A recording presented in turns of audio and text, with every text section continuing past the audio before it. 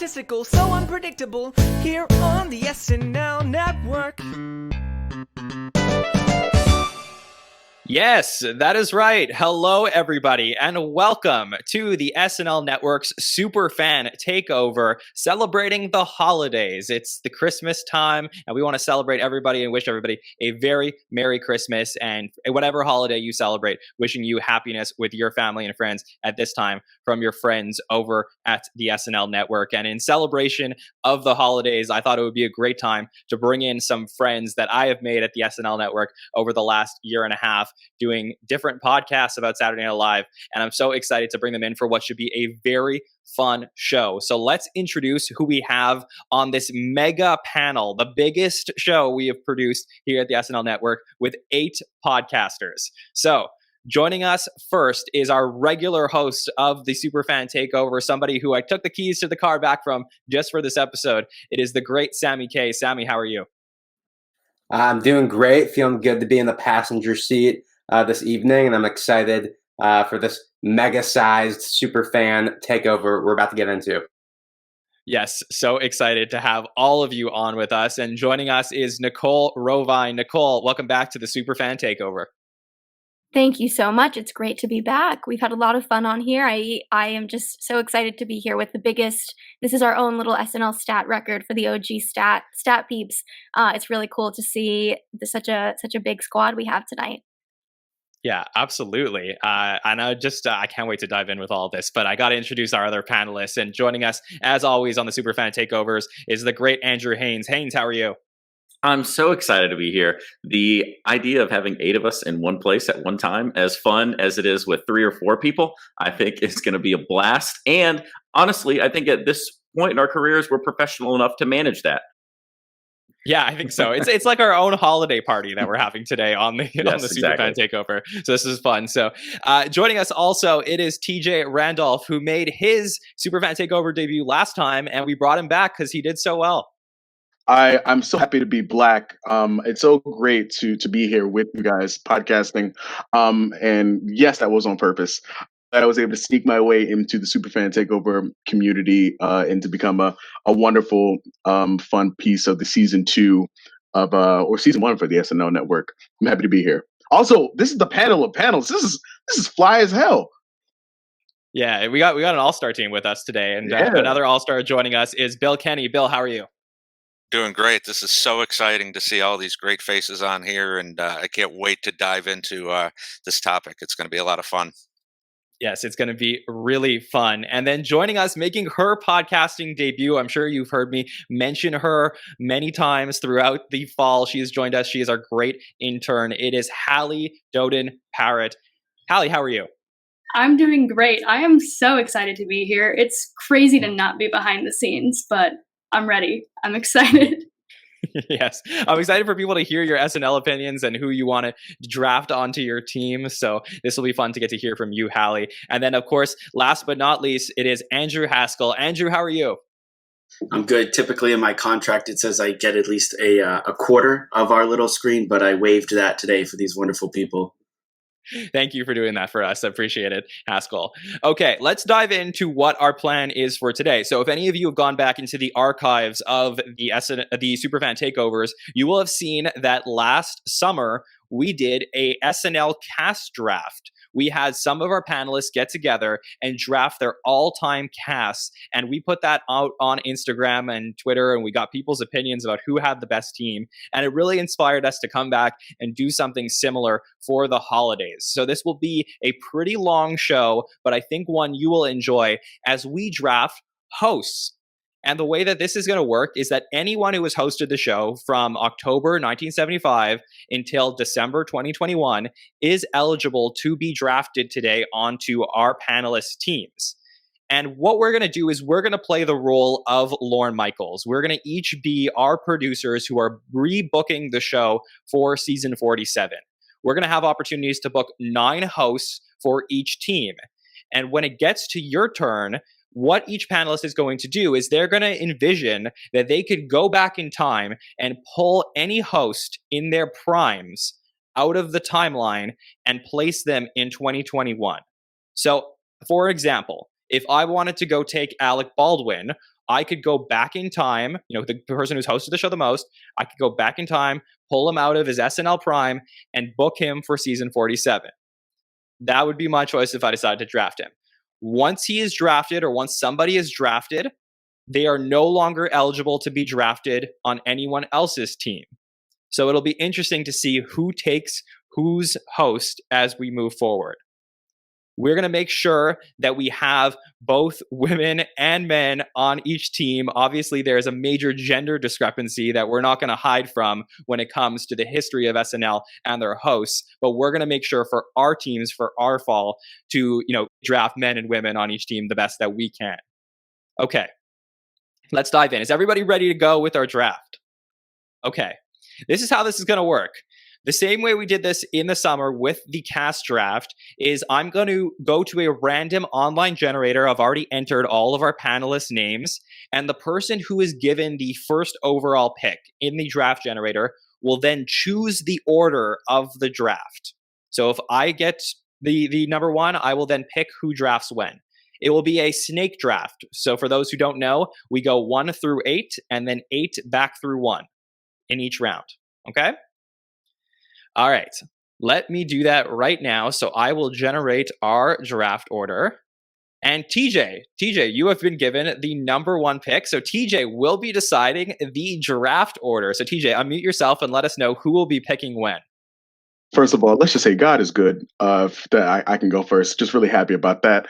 Can I pick myself first? Of course, you can do whatever you want. As I should. I'm gonna pick myself first. I'm gonna do Halle second. She's a newbie. Then I'm gonna go Nicole. I always like hearing what Nicole has to say. Let's see. I'm gonna do Sammy. Sammy at number 4. You're gonna go up. Jon, I love you, Jon. You're gonna be number 5. Let's see. Ooh, I like this whole panel. You know what? Let's do Bill because Bill's gonna have the more history in his take, so I want to hear that sooner than later.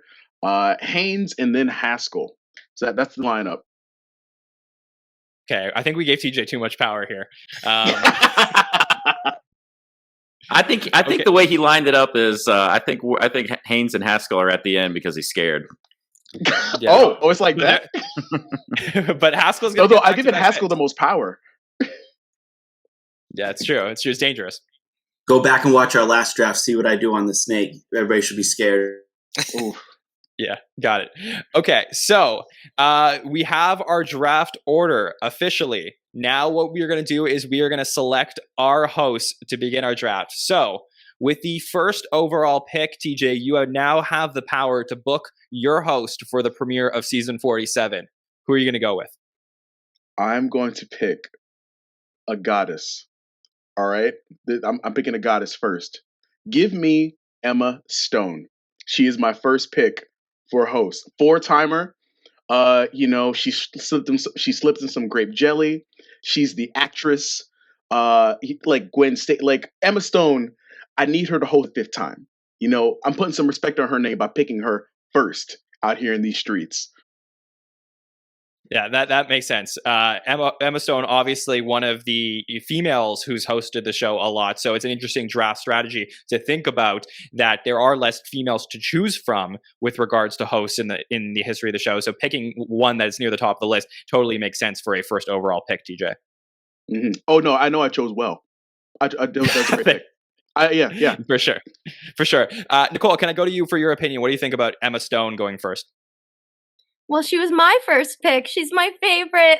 I mean, she's like maybe my favorite host ever. All of my favorite sketches somehow go back to Emma Stone. Every time I'm on the podcast, it goes back to Emma Stone. So I'm very sad, but I think I'd rather have her get that first spot, even if it's not with my name on it. I don't have the producer credit on that one, but I'd still rather she get it, even if it's not with me. So I respect the decision. Yeah, I'm sad, but okay. I get it. Yeah, I think she was definitely near the top of a lot of people's list. All right, let's get to our second pick of the first round. Halle, over to you. I was a little bit scared there for a second that my first pick was going to get taken, but luckily it's still there. Probably not the most coveted option, but I need this for my own mental sanity. My favorite person on the planet, I have to pick Tina Fey. Oh, that's a great pick. The Paul Rudd Christmas episode made me want Tina Fey as my number one pick so badly. I forgot how badly I needed her on SNL. Yeah, that is for sure. That is another great pick. So a lot of females who have hosted the most time. Tina Fey has hosted 6 times in the history of the show. So she is definitely near the top of that list. Bill, let me go to you on this one. What do you think about Tina going second overall here? Great pick from our newest podcaster. I would have had her very near the top of my list as well. She, as Halle mentioned, like she can just step into any situation. The Paul Rudd episode was very different than things we've seen. She came back after the writer's strike in 2008 and hosted, and she was the only person that could have done that with very little notice and very little writing being able to be done. So excellent pick, one of my favorite cast members of all time and one of my favorite hosts. Great. Yeah, absolutely. Okay, Nicole, are you ready? I'm ready. So my first pick was taken. My Tina Fey was very high up for me too. I love this trend that we have going. My first, the third overall draft pick is Melissa McCarthy. God damn it. Good one. I know. She's just an SNL queen. Everything, we could go on and on about the amazing things she's done. She's originated these unique, quirky characters that they couldn't just have anybody do them. They're just so one of a kind. She is amazing. Sean Spicer.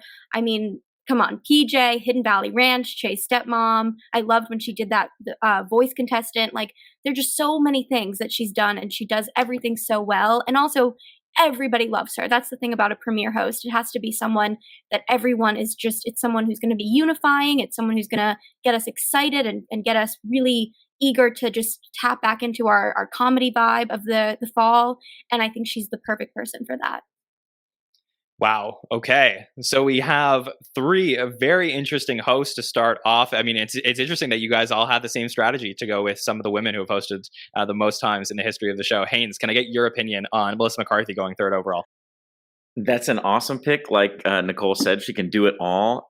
She's so entertaining. She's explosive and brash and powerful. And I'm really big on physical comedy, and she's a master of physical comedy. She just loves hurling herself around like a real Farleyite. I think she's a great pick. Yeah, for sure. Okay, Sammy, are you going to continue this trend of going with females to start off the first round, or will you go in a different direction? Well, let me just say, first of all, great picks thus far. Similar to Nicole, Emma Stone was my first overall pick. I had this mentality going in, maybe I didn't understand the assignment, but, I am a big movie and TV buff.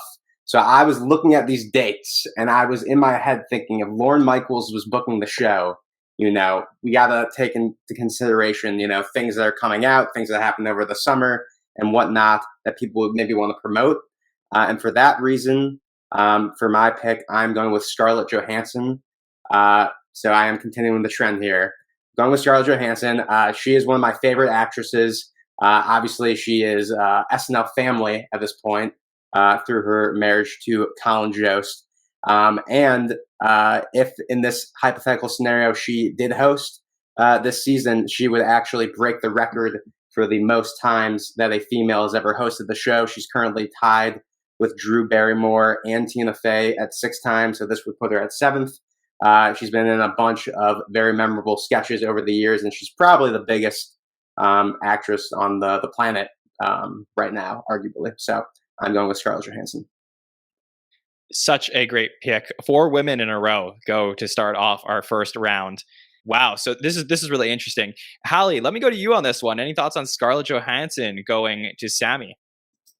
I think that was a very strong pick. I think that would be also very interesting just with Colin and Scarlett Johansson, the progression of that. I think that would be very interesting to see what would happen if you took her from the last time she hosted or her prime and just plopped her in now. But I do think it's interesting that we're all trying to get those like top women before they get taken by other people.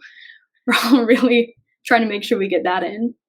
But yeah, Scarlett Johansson, very good pick. I think she was about 5th on my list. So Yeah, we're gonna have to figure this out. So this is interesting because this is actually not the way that I thought the draft would go. So now for me, my big question at 5th overall here is: do I go in the same direction as the first 4 panelists, or do I go with the person that I want to make sure no matter what ends up on my team? Because I have some picks that I don't know if they're gonna get back to me or not, and I think that I'm gonna have to follow the trend, I think, of what's happening here. So I'm sorry to Bill, to Haynes, and to Haskell, but I'm gonna have to go with Kristen Wiig. I'm gonna take her. I'm gonna take her out of her hosting appearance. I think I'm going to choose, probably the first time she hosted the show. I'm going to bring her out, one of the greatest cast members in the history of the show. I believe I actually picked her in the cast draft as well. So now she's joining me on my hosting team. So Jon chooses Kristen Wiig. Haynes, you had a big reaction to that. What was your opinion on there?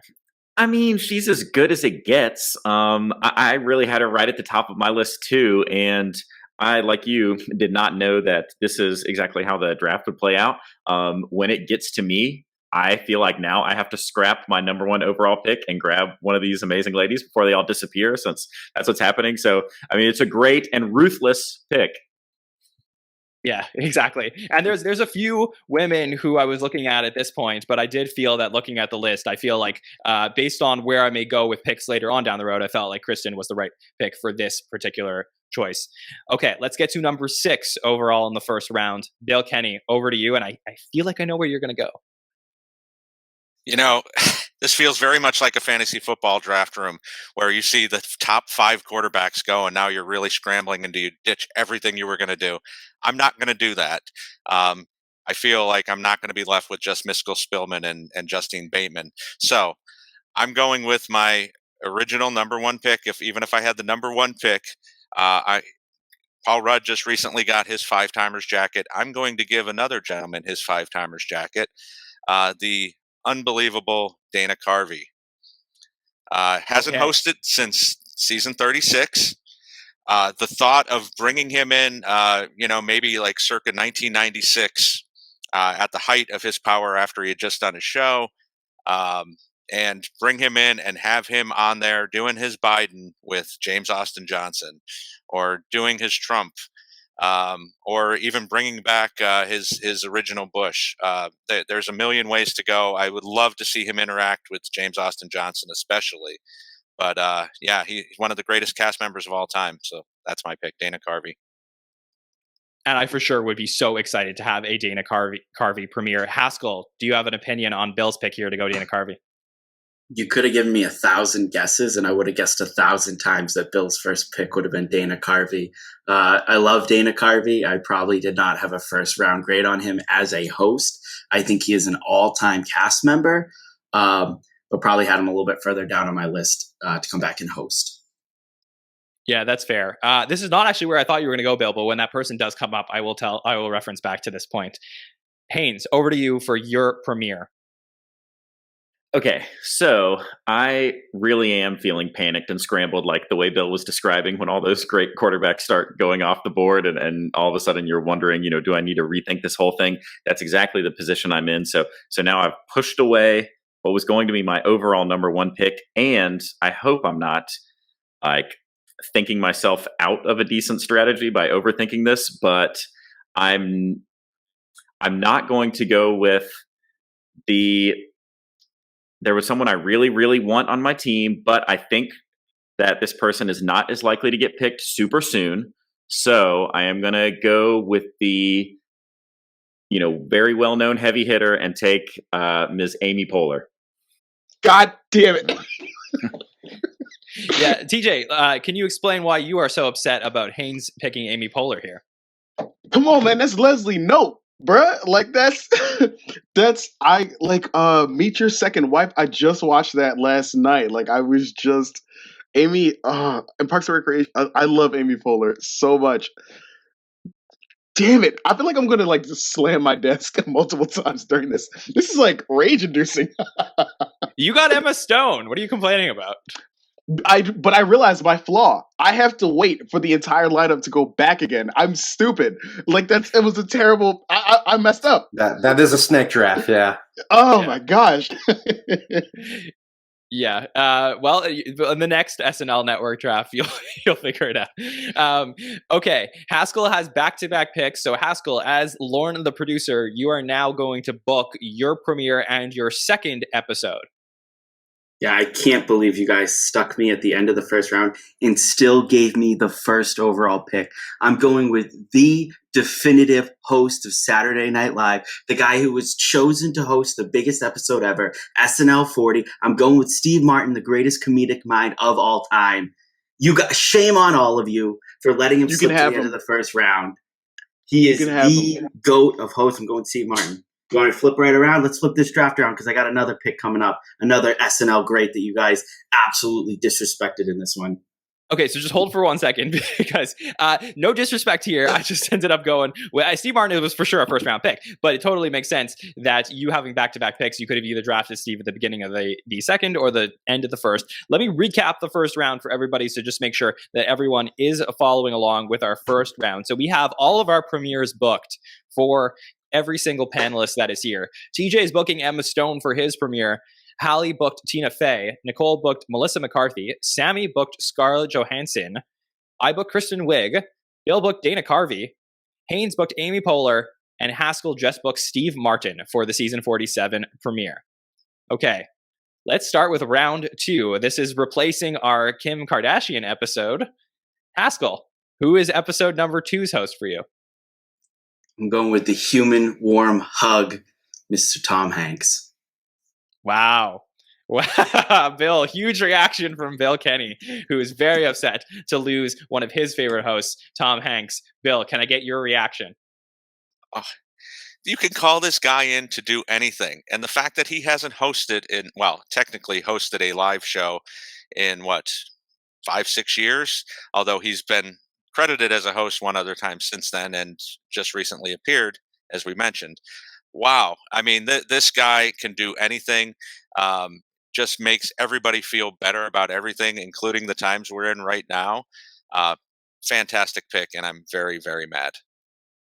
Yeah, it's interesting. I can't wait to get to the point in the draft when we're going to get off the first page of our notes, which is a lot of 5-timers, a lot of multiples. It'll be fun to get to that point. But we're not there yet because there's some heavy hitters coming up.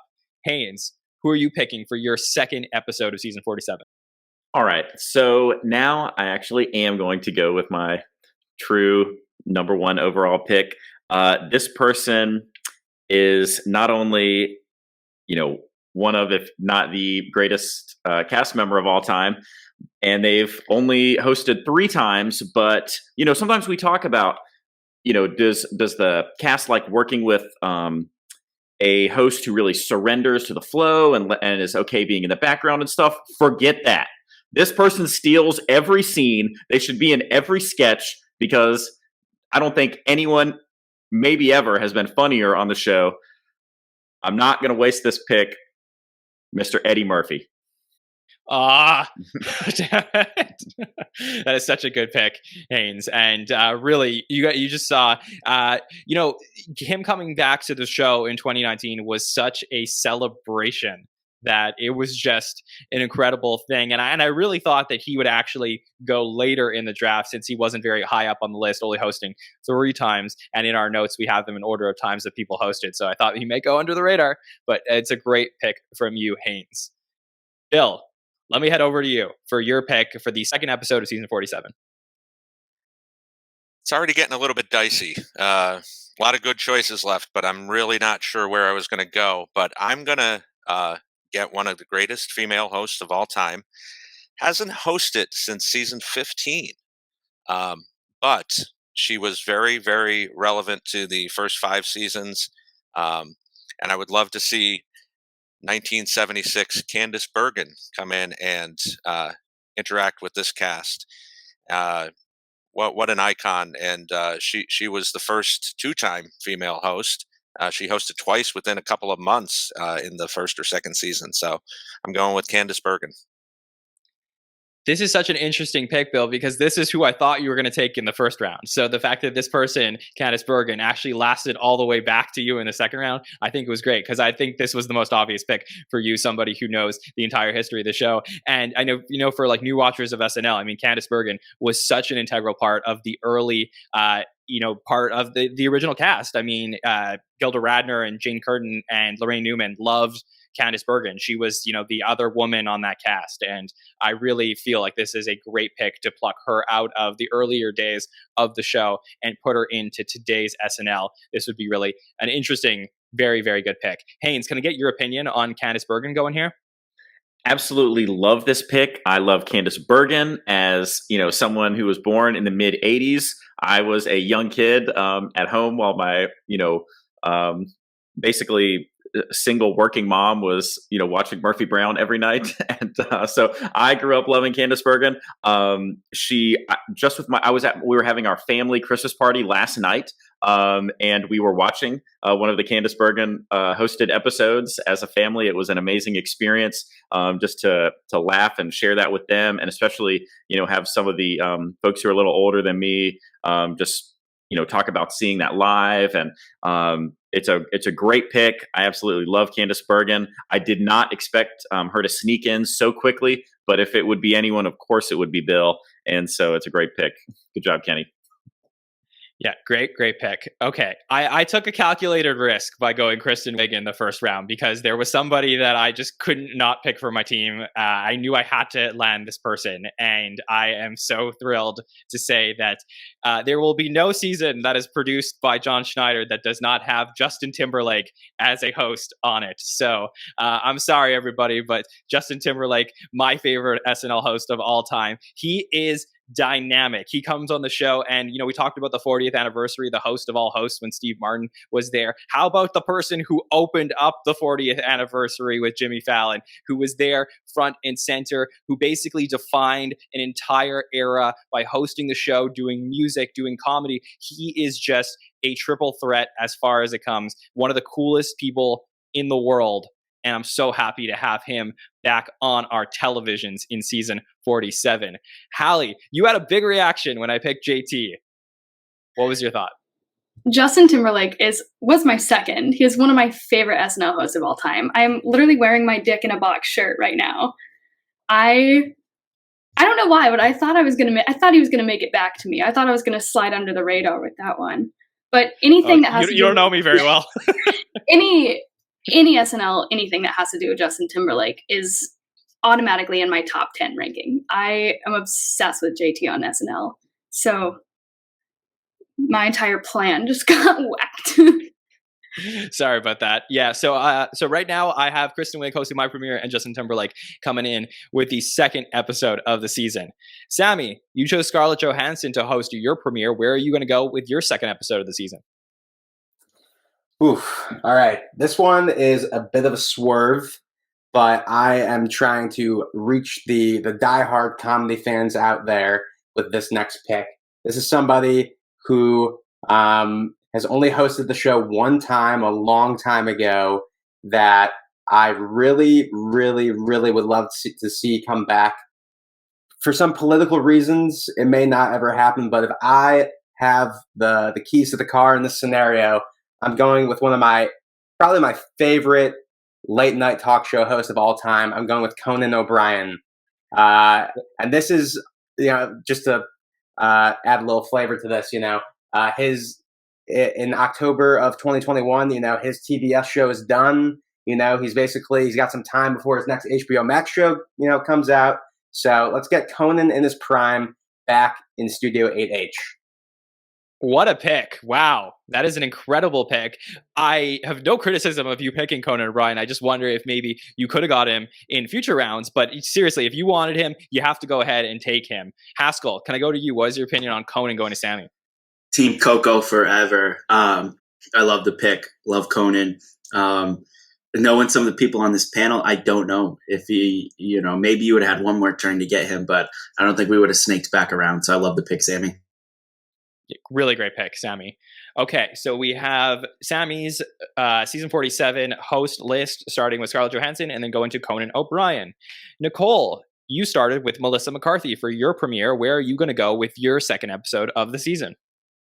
Yes, so I've got some really great hindsight now that we all have, and that is going to really inform my decision. I'm going to rewrite history a little bit, and I'm going to choose someone who deserves the world. We all think deserves the world, deserves an amazing episode, deserves an amazing, elaborate whole thing, and it's something that they didn't get this time, per se. They got something memorable and beautiful, but it wasn't really what we were expecting, and that would be Paul Rudd. So I'm going to steal Paul Rudd right now, rewrite history, give him episode 2 of the season. I'd rather him have the Christmas episode, but with a draft, we can't really have that lens. We can't think of saving our best for last because we can't rely on everybody else in here to do the same thing. So I'm going to say, Paul Rudd, you get my second episode, and hopefully COVID is pretty clear when that happens. So that's my second episode. Yeah, that makes sense. And for sure, I mean, it's just nice to him to get a proper episode, even though what we saw last week was still interesting nonetheless. TJ, let me ask you, you had a big reaction to Nicole picking Paul Rudd. What were your thoughts on it? No, it's more because I'm scared of Nicole taking my picks. But Paul Rudd is. I mean, I was so excited for this episode with the 5 timers of it and all. Paul Rudd is so charming and humble and insanely funny that the minute you hear Paul Rudd's doing anything, you just kind of get this little smile on your face, when you think of the positive of Christmas season. So I mean, I'm gonna watch any Paul Rudd hosted SNL. I'm in. I don't even have to think about it. So the great pick, Nicole. Halle, let me head over to you for your second pick. This is a very obvious pick for me personally, and I know it has not been long at all since he hosted, but I had to make sure I get him before someone else does. I want John Mulaney. Oh. I love any John Mulaney episode. Always so good, and I want to be the one that gets him to the 5 times. I want to introduce him to the 5 timers club. So I'm picking him because he's at 4 right now. So. Wow, Halle coming out of nowhere, coming into our draft and just picking the host that we all want to pick. We all had big reactions to that. Sammy, let me go to you with your thoughts on Halle taking John Mulaney here. Yeah, he was someone that was super high on my list as well. Similar reasoning, wanting to bring him into the 5 timers club. He definitely deserves to be there. I will not be surprised in the actual, reality of season 47 that he does come back, especially now that he's going on tour. So he'll want to try out some jokes. So I think this is an excellent pick. He's definitely one of the, the best hosts of the last couple of years. And I think a new dad as well. So congratulations, John Mulaney. Okay, TJ, so you waited a long time. You picked Emma Stone first overall, and now it is back to you, but you have back-to-back picks. So you are going to end the second round of our draft, and you're going to start the third episode picks. And so I'm going to insult all my fellow hosts and say you guys made a bad move by letting me do this.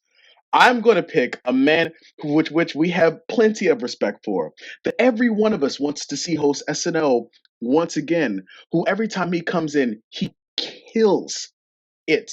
And it is a delight. And somebody we don't get a chance to see in the public eye as often as we would like to. A man as iconic as Gucci. I'm going to pick Mr. Adam Driver. Okay, very interesting pick here. Adam Driver going for the second episode of the season. So TJ starts with Emma Stone, goes to Adam Driver. Bill, can I go to you on this one? What are your thoughts on Adam Driver going here? As a Star Wars fan, as well as an SNL fan, I was thrilled when he hosted for the first time and never thought in my wildest dreams he would do as well as he did. And he's done great each time he's come back. The whole pre-tape with him as Kylo Ren, one of the funniest moments in the last 10 years for sure. Undercover Boss. Yeah, I mean, this is a great pick. Love to see him plucked out of 2015 and brought back and see what he can do. Definitely. Nicole, I also saw you had a big reaction to this pick. So any opinion here on Adam Driver going at the end of the second round?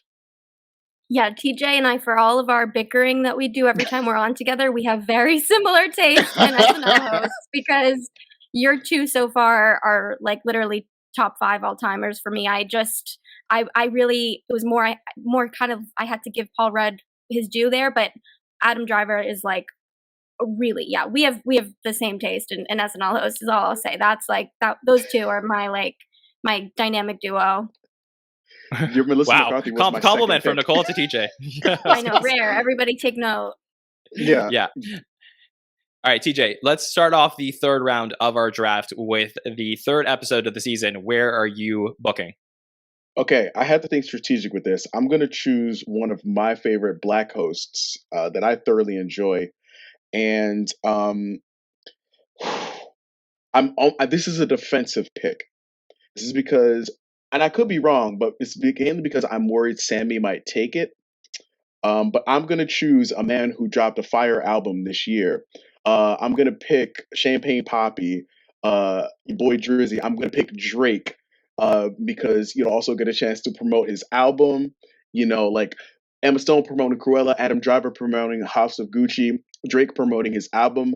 At least my hosts, they're current. Like they have stuff to do. You guys, I felt like when he hosted, when he did the Black and the Black and Jewish sketch. We all forget sometimes that Drake is an actor who did Degrassi, and he's so funny. So I know it's crazy. There's so many other great hosts out there, but that's who TJ needs in his lineup. So TJ goes ahead and picks Drake at the start of the third round. So TJ has a very good start to the season. He has Emma Stone coming in for his premiere, Adam Driver coming in, and then Drake. Okay, Halle, let me go to you for our next pick at the start of the third round. Where are you going to go? I have been hoping that no one stole this from me. I am kind of surprised that no one did. But I'm going to do exactly what's expected of me, given the fact that I'm wearing a Dig in the Box shirt, and I'm going to pick Andy Samberg. Right. That is totally makes sense and is a very good pick. Andy Samberg, who had a very memorable hosting return when he came in from the show. Sammy, let me go to you. Thoughts on Andy Samberg going to Halle here to continue her run of Tina Fey, John Mulaney, and then Andy Samberg? Very jealous of this pick. He is probably one of my favorite cast members of all time. And just looking at the landscape of this year, Brooklyn Nine-Nine just ending. I was expecting him to host in the first half of this season and was kind of disappointed when he didn't host. So I think this is a really strong pick. It would have been fun to see, what kind of digital short he could have cooked up with, either Pete Davidson or the Please Don't Destroy Boys. Yeah, that would have been great to get a Lonely Island versus Please Don't Destroy, potentially. That would have been a very fun pick to have. Okay, Nicole, I know you've been really enjoying TJ's team, but how are you feeling about your team, Melissa McCarthy and Paul Rudd so far? I'm feeling great about my team, although I will say, yeah, I'm pretty astonished that the TJ is handling this very well, and I love my team, but I have to think logically here and just more strategically, because what I want, sometimes I think I have to wait longer than I do, and it's tough. There's so many different things to balance here, which is part of the fun of it. So I'm having fun, and I'm also being my high strung self and trying to really do this right. So here we go for my third pick. So this is someone who's very current and relevant, but also insanely just talented, hardworking, inspiring, one of a kind, innovative, someone who has had a lot of really iconic sketches on SNL in a short amount of time. And that includes ones where he was present and where he was involved, and also where he was impersonated or referenced. And that has happened so many times for this person in a really short amount of time. So that just cements how much of an icon they are in culture. And then when they're on the show, they are doing some amazing work too. And that is Harry Styles. One of my favorite sketches of all time is Sarah Lee. Unbelievable. And he just the Cut for Time Jason sketch with Kyle Mooney. It's not Jason Sudeikis. It's called Jason the Sketch if you want to search it. Everything he does on the show, the song with 80, where he's a little dog, the airline pilots. He's done so much great work on the show, and the show has given him so much.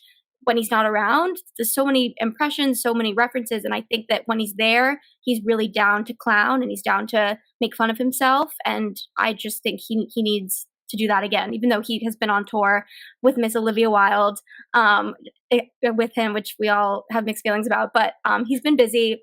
But if in my perfect world, he would be my number 3. Getting busy. Okay. Okay. Good thing we're pre-recording.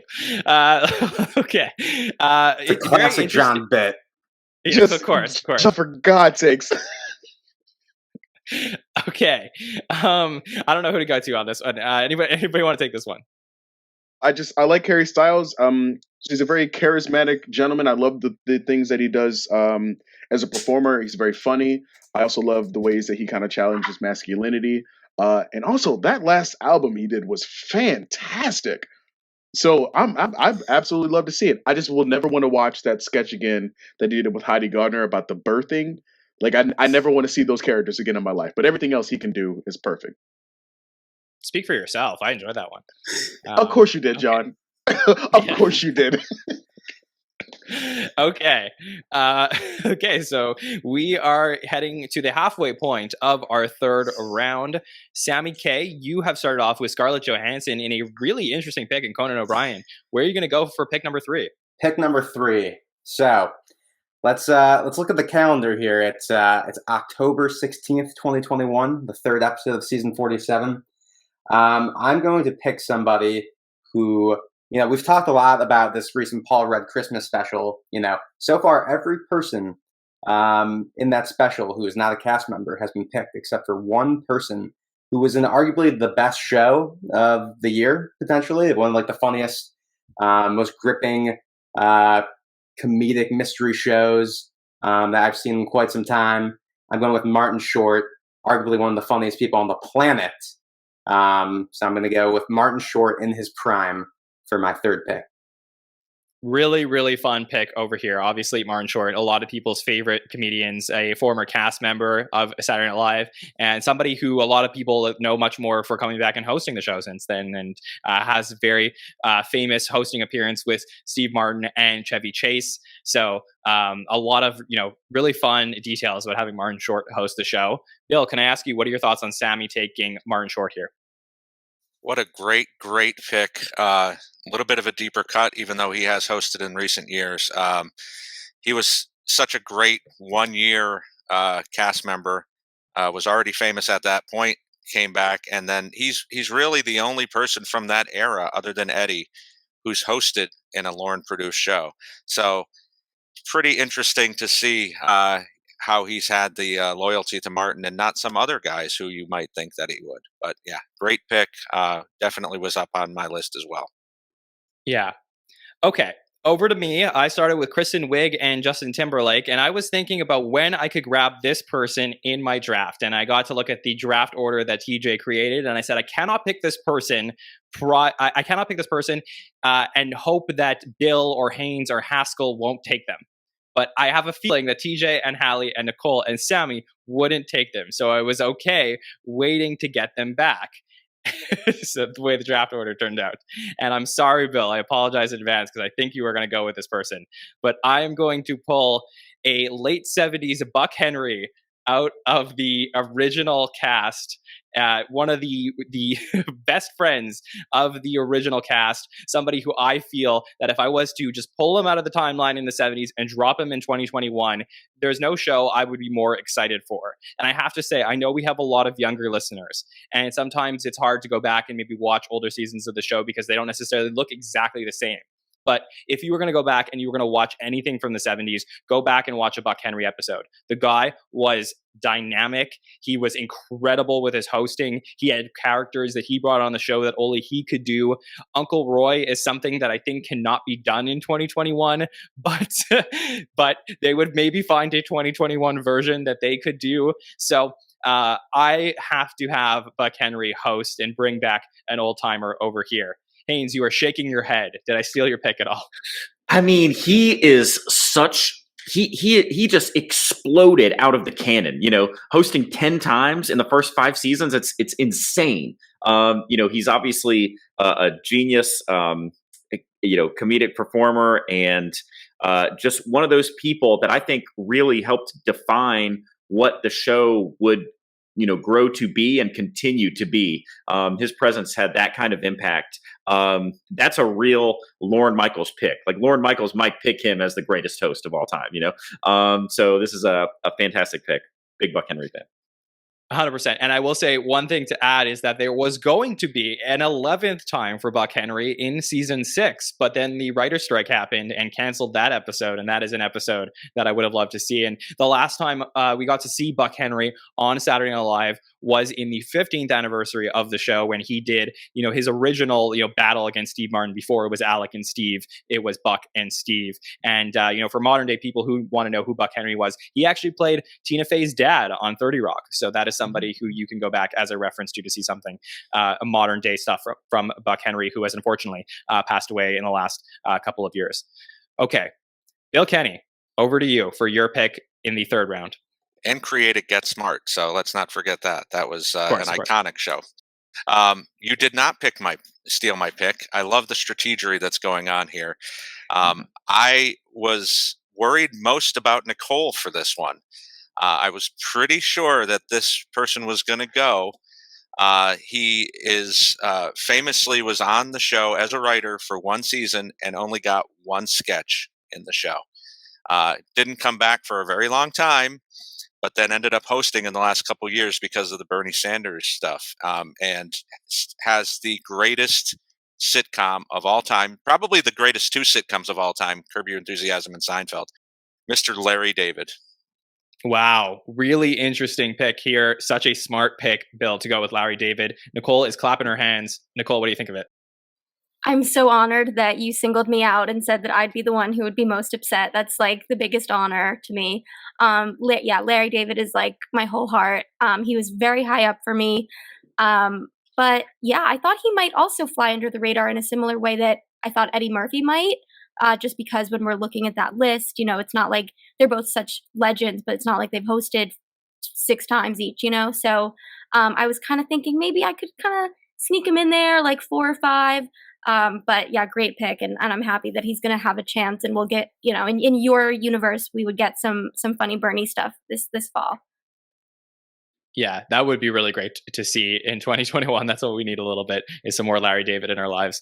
Okay, Haynes, over to you. Where are you going to go with your third pick of the season? So before we get to that, I will just say I was going to try and sneak in Larry too. I really thought that we'd be able to get away with that for a little bit. So, great pick, Bill. But I am going to go with someone who I did not think would sneak under the radar, and I'm kind of shocked no one has picked this person so far.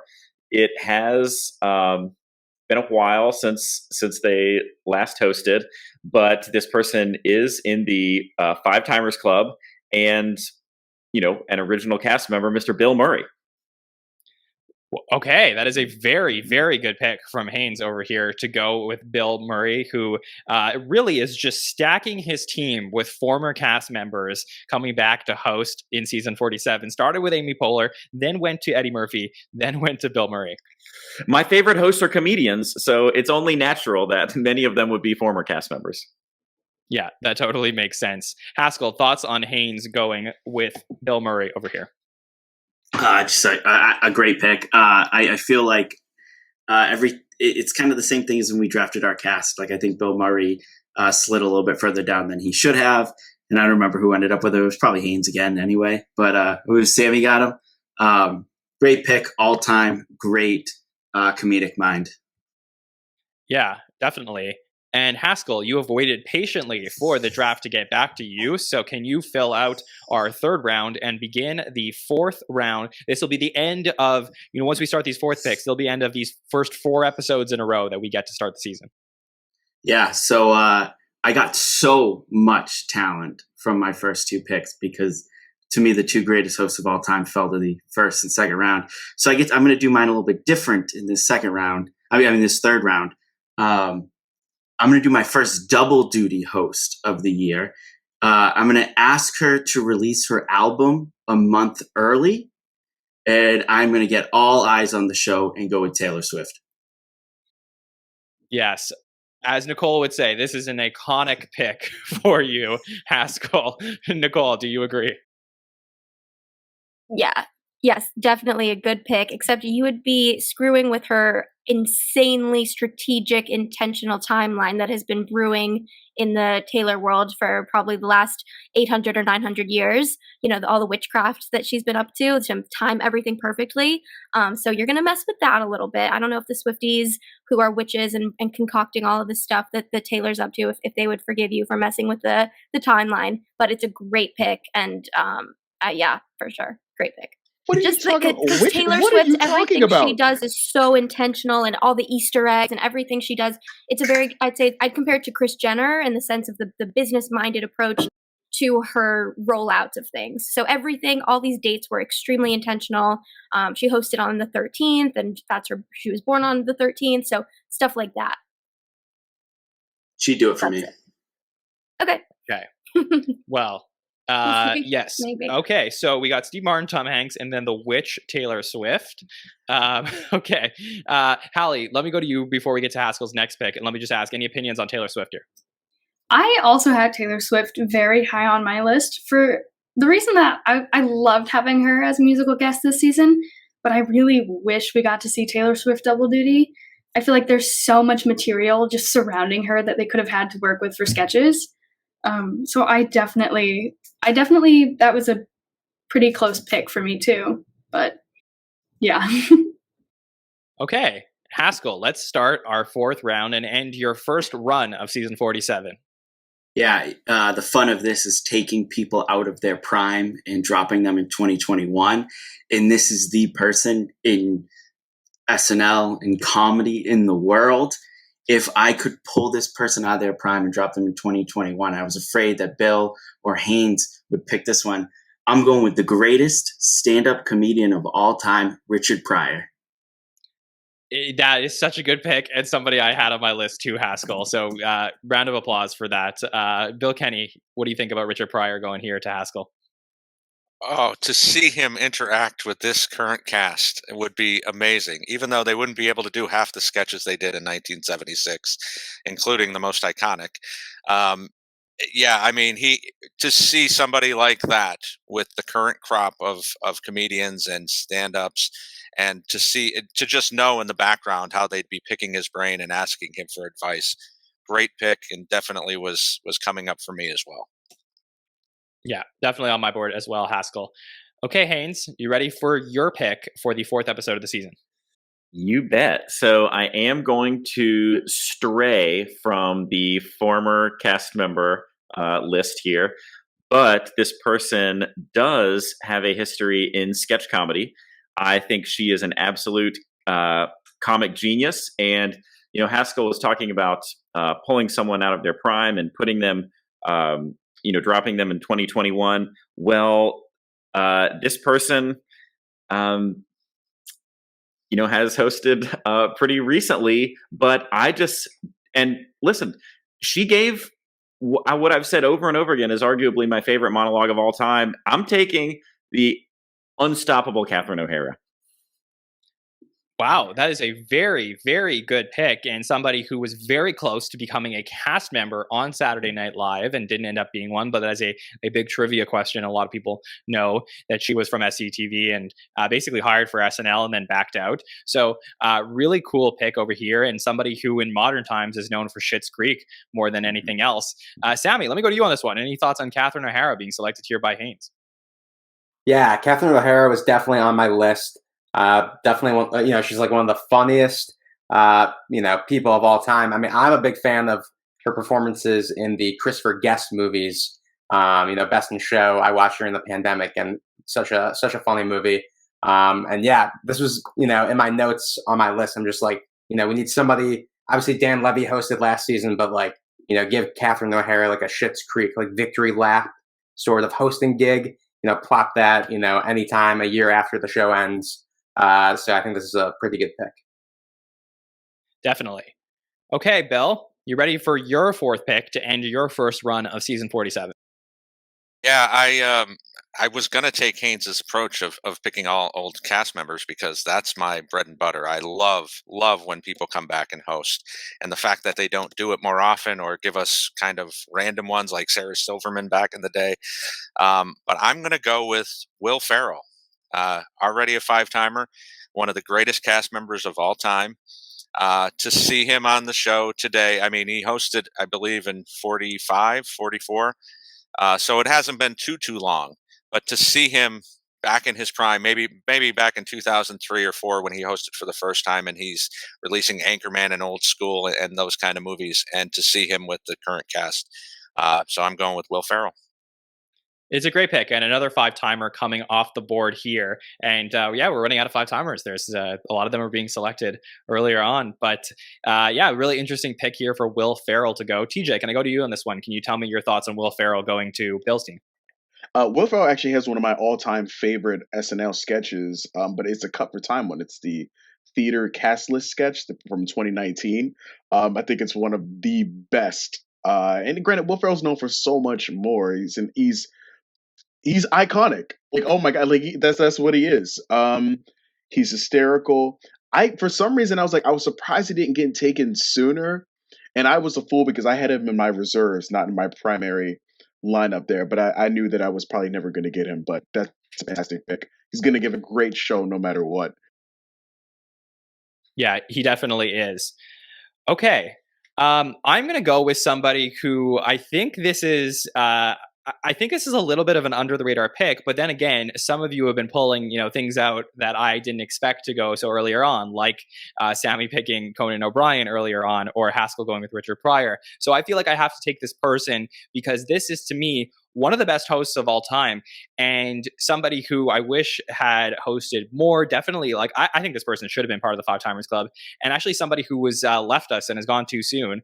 I'm going to pick Robin Williams to come in and host. Robin Williams has some of the best sketches of that era of the show when he hosted a few times, pretty much very, very close together. And if you go back and you watch those mid-'80s sketches, wow, Robin Williams is amazing in them. And he did a great Ronald Reagan, which a lot of people know him for. So Haynes, huge reaction from you. How upset are you that I took this pick? I'm upset. This is a really great pick, and I really thought I was hoping I could get away with him at some point. I mean, the man is an absolute character machine, much like, Fred Armisen or Martin Short, except no one moves through characters faster. I mean, he gets up there and in 30 seconds, he'll do 8 different characters, and a sentence from each one is all you need. Each one is masterful. He just oozes comedy. He's a machine gun, just pop, pop, pop, pop, pop. With it, he never stops, and I don't think. I mean, he was one of the earliest comedians I was really ever attracted to as a young kid. Like, he just was such an unstoppable force. This is a brilliant pick, a really brilliant pick, and I really, really wish that he had made his way back to me. But great pick, John. Thank you. Appreciate that. All right, we are halfway through our 4th round. Sammy Kay, where are you going with your 4th pick of season 47? I was really nervous because that was not where I thought you were going to go. Still a great pick. But knowing you, John, I know that you hold this person in high regard, in their contributions to the show over the years. And this is somebody who, sometimes Lorne Michaels, he will plant seeds and you don't know that he's planting seeds. And then you look a couple months back and you're like, oh, that's why he picked this person. An example comes to mind is when, Maya and Martin Short, Maya Rudolph were together at SNL 40, and then Maya and Marty become a thing. But for me, this is someone who has a holiday special, I would say, coming up with an SNL cast member. Somebody who is incredibly talented, is from my childhood. I'm a Disney Channel kid with 2 sisters who, this is a show that was on every Saturday night when my grandma was babysitting us. And my friends would be like, you like that show? And I'd be like, no, but I did like the show. Hannah Montana herself, Miley Cyrus, could be a double duty pick as well. I'm going with Miley Cyrus for my 4th pick. Such a great pick here from Sammy, and somebody I definitely thought about taking, but yeah, I just had to go in a different direction. Nicole, I know this is somebody you definitely would have considered. So thoughts on Sammy going with Miley? Yeah, it was, if we're talking strategy, very smart that you picked her at this order when we're going in this direction right before me. She was, I'm like the biggest Miley Cyrus fan and always have been. She was the first concert I ever went to, which makes me sound like a child. But first concert was Hannah Montana when I was little. And yeah, so great choice. I'm happy that she's getting respected here. And yeah, I was really close. She might have been my next one just now. So good call. Really, really good call. Okay, Nicole, tell us who your next one is going to be. You started with Melissa McCarthy, you then went to Paul Rudd, and then Harry Styles. So who is going fourth for you? Yes. So this person is, I think, definitely, I was nervous that someone was going to pick, but I also am not surprised that they've gone a little under the radar, because they're not someone who necessarily has had a long-standing history with the show or had several years in a row of being involved in a recent setting. But when they were on the show, it was this undeniable, amazing energy. And also something that I think is a worthwhile discussion is awards. You know, awards can be a little arbitrary and biased for different things and messed up, but I already have one person on my team that won my roster that won the Emmy for guest actress, and this is another one. She is amazing, one of the greatest comedic minds of our current day, our world today. And she hosted after a huge movie that it was her and 3 other women who were much more well known and famous than she was at the time, and she just owned that movie. She stole every scene, and it turned her into a huge star after years and years of working in the comedy industry and being known under the radar, but not to that level. And it was an amazing showing. She hosted SNL. She won the Emmy, which is obviously very coveted and rare. So Tiffany Haddish. Really, really good pick, Nicole. I believe that TJ stole a lot of your picks. TJ, did Nicole Here's just some revenge? I can tell by your face. It's sweet revenge. It feels good. I am furious. I was like, I know I don't have enough like black goddesses on this list, but it's not a lot. And Tiffany Haddish was my pick. Oh, It feels good. come on. Man. It elevated, like that hosting gig, like elevated her career to like the things that she's doing so much now. Oh, God damn it. She might EGOT. She's so good. Halfway She's there. so good. She's gonna EGOT. fantastic. I know. Oh my God. That's a great pick. Thank you. I did not see that coming. I was like, oh, I know for sure I'm going to get Tiffany Haddish. I'm furious. Really, really great pick, Nicole. Okay, Halle, are you ready for your fourth pick? You started with Tina Fey, then you went to John Mulaney, and then you went to Andy Samberg. So who is your fourth pick? I currently have a thing going with all former cast members and writers, and I am going to continue that, actually. This is just someone I would love to see his dynamic with the current cast, and we got to see a tiny, tiny glimpse of that, and I would love to see more. Obviously, since I love Tina Fey so much, 30 Rock is one of my favorite shows of all time, so I'm going to have to go with Tracy Morgan. Really, really good pick, Halle, over here. Could go with Tracy Morgan. Obviously, somebody who, I made this point on the podcast before that I feel that wasn't necessarily appreciated the way that he was when he was on the show. And then 30 Rock definitely elevated the perception of Tracy Morgan as a cast member, and has since come back and hosted and been very largely celebrated. So this was a very fun pick for you. Haskell, you had a big reaction to Halle picking Tracy Morgan here. I love Tracy Morgan. I literally just went to go see Tracy Morgan live last week, and he was great. He was phenomenal. He still has it.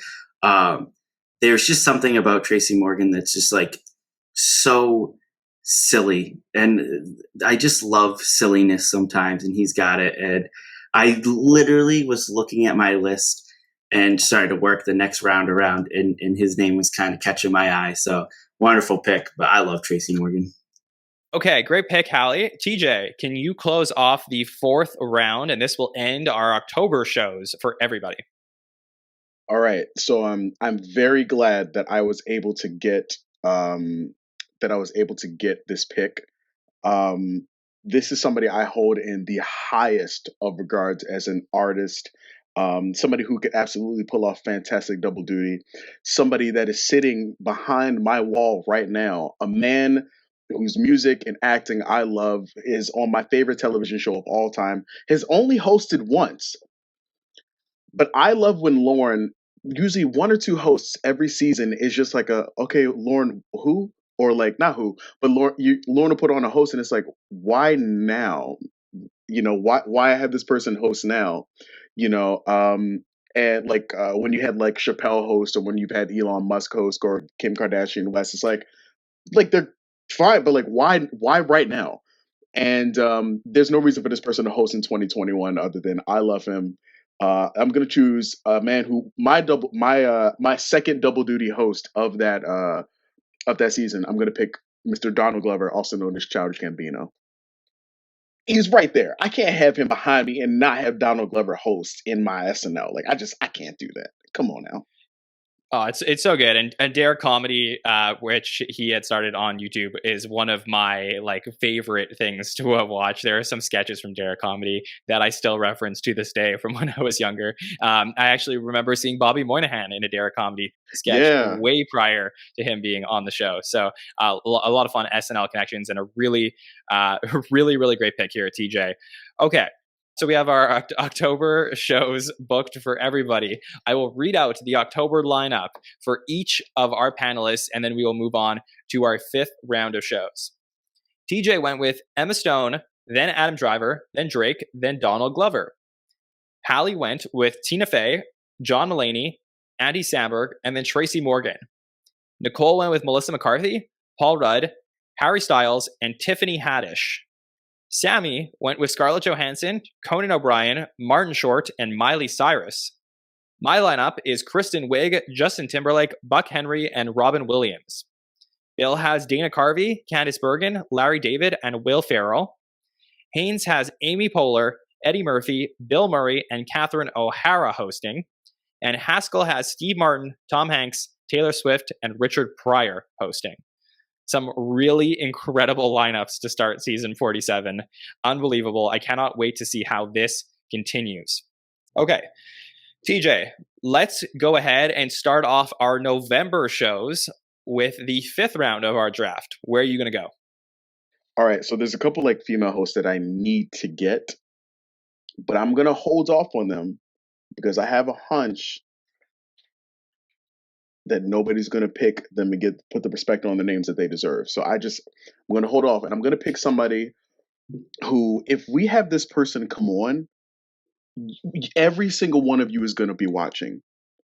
And you're definitively going to be watching during update, because I'm going to choose a former cast member who I'm going to put some respect on his name that he already has plenty.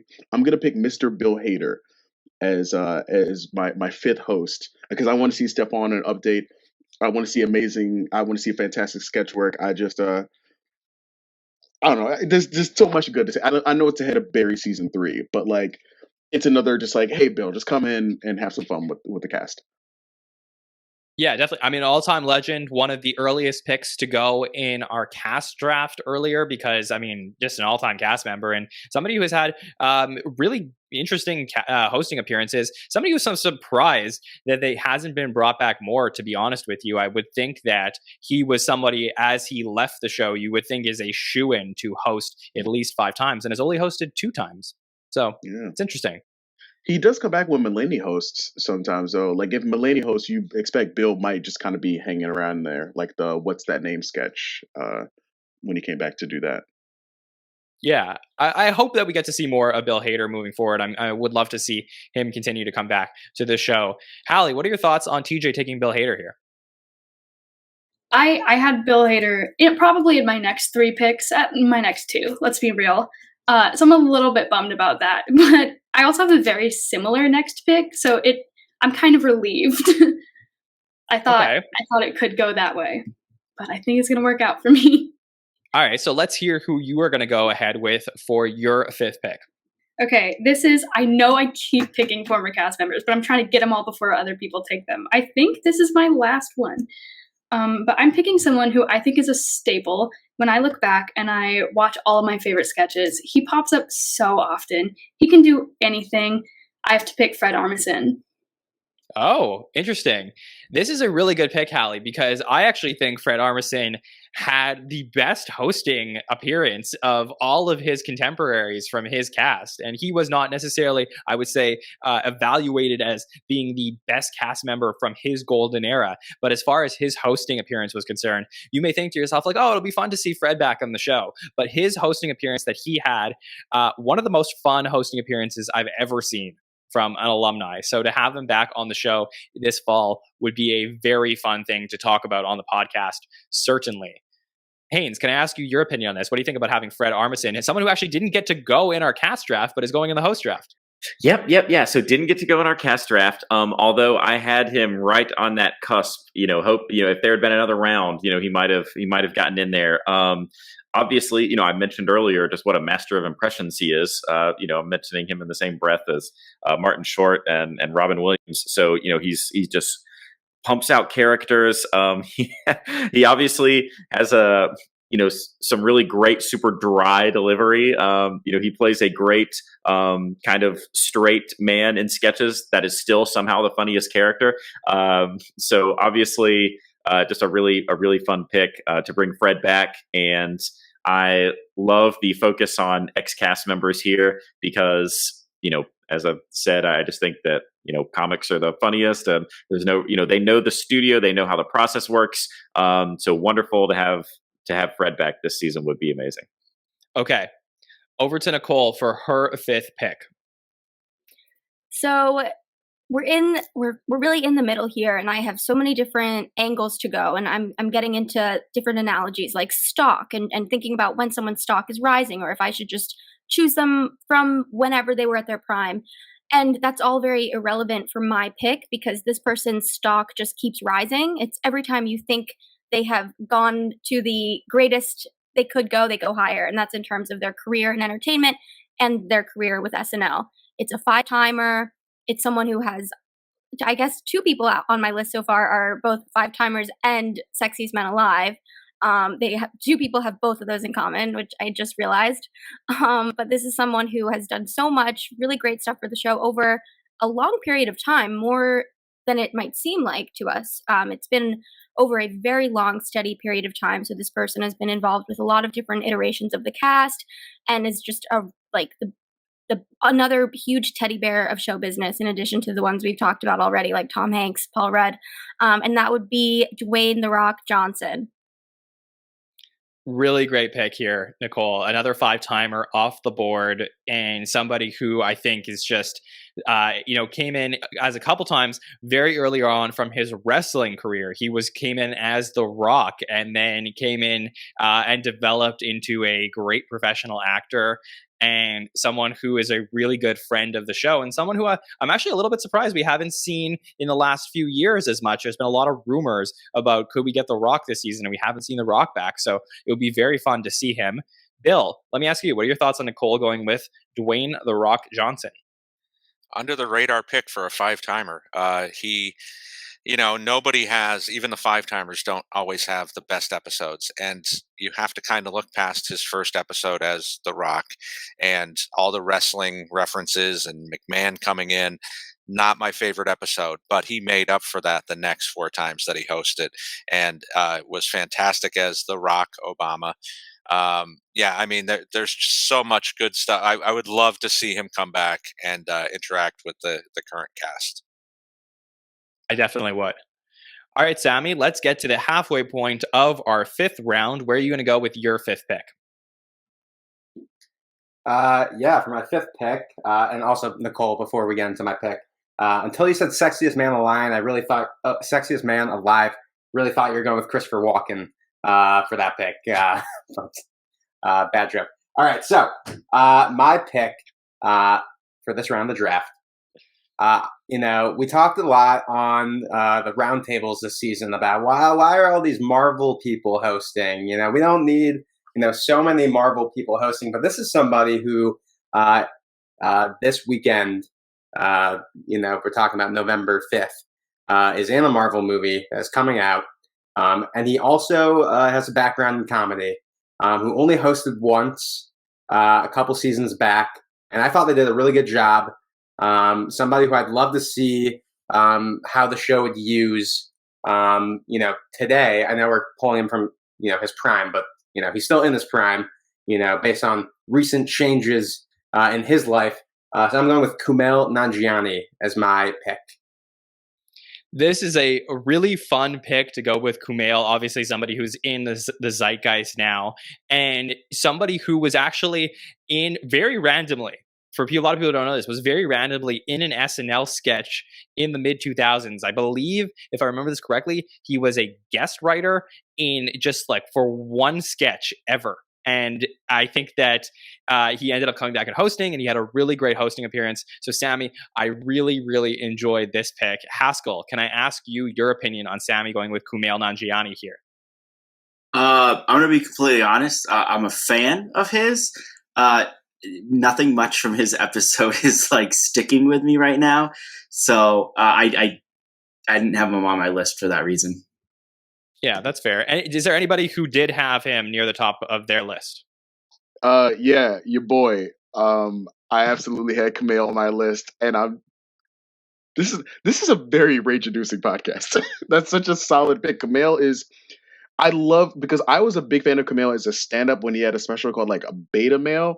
So to see where he was as this like not lower tier, but this like where he was as a stand-up to like the Marvel hero he is now with that chin in his hosting gig after doing The Big Sick. This is a solid pick, Sammy, and I am so jealous. I'm very jealous. And I'll just jump in and say that, when we've had a lot of great picks coming off the board, so there's kind of a constant reshuffling of who you're looking at next. I actually just added Kumail to my list, so that was a hard hit for me to take just moments after getting excited to possibly add him. So nice pick, Sammy. Really great pick. Okay, over to me for my fifth pick to start off my November shows. And this is somebody who I really wanted to see come back and host the show. Only hosted the show one time prior, and I have been saying I would love to see this person host again. I was talking a lot about my feelings when Justin Timberlake hosts the show, and to me this is, if not the Justin Timberlake style, pretty much the next best thing, and somebody who I loved the first time they came and hosted the show. Give me Bruno Mars to host the start of my November shows, someone who I think would do a killer job having him back on the show. All right. Halle, can I go to you on this one? What do you think about the Bruno Mars pick over here? It falls very in line with your other picks, especially Justin Timberlake. I think it works very well with what you have going on, but I think that would be very interesting to see what he does with the current cast. And just plopping former Bruno Mars into like now, I think that would be very interesting. For sure. It would be, there's some weird like alternate timeline things where we could get Bruno Mars with Silk Sonic or something like that, the modern day Bruno Mars playing. So there's a lot of fun to have there. I really hope that we do get to see Bruno back on the show. Okay, Bill, over to you. Where are you going to go with your pick in the start of your November shows? I'm going to go with somewhat out of left field, but really not so much. One of the funniest people on the planet, hosted last in season 43, had a great comedy show of her own. I'm going with Miss Amy Schumer. Fantastic, funny lady. Discovering her on the roast on Comedy Central back in the day. And then just following her through Inside Amy Schumer and seeing her in concert. She is one of the funniest people. She did a cameo in The Real World season 47, but I want to see her have the whole show.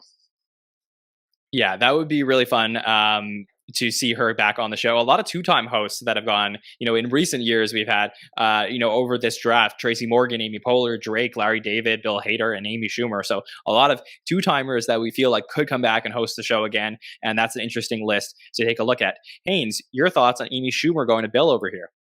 Well, I had her right at the top of my list. So this is, I feel like I'm just going to keep getting beat up throughout this process. That's kind of how it works with drafts, I guess. But she was actually a very early pick to land at the top of my list. I think she just does a great job hosting. And like Bill said, obviously she, had her own sketch show.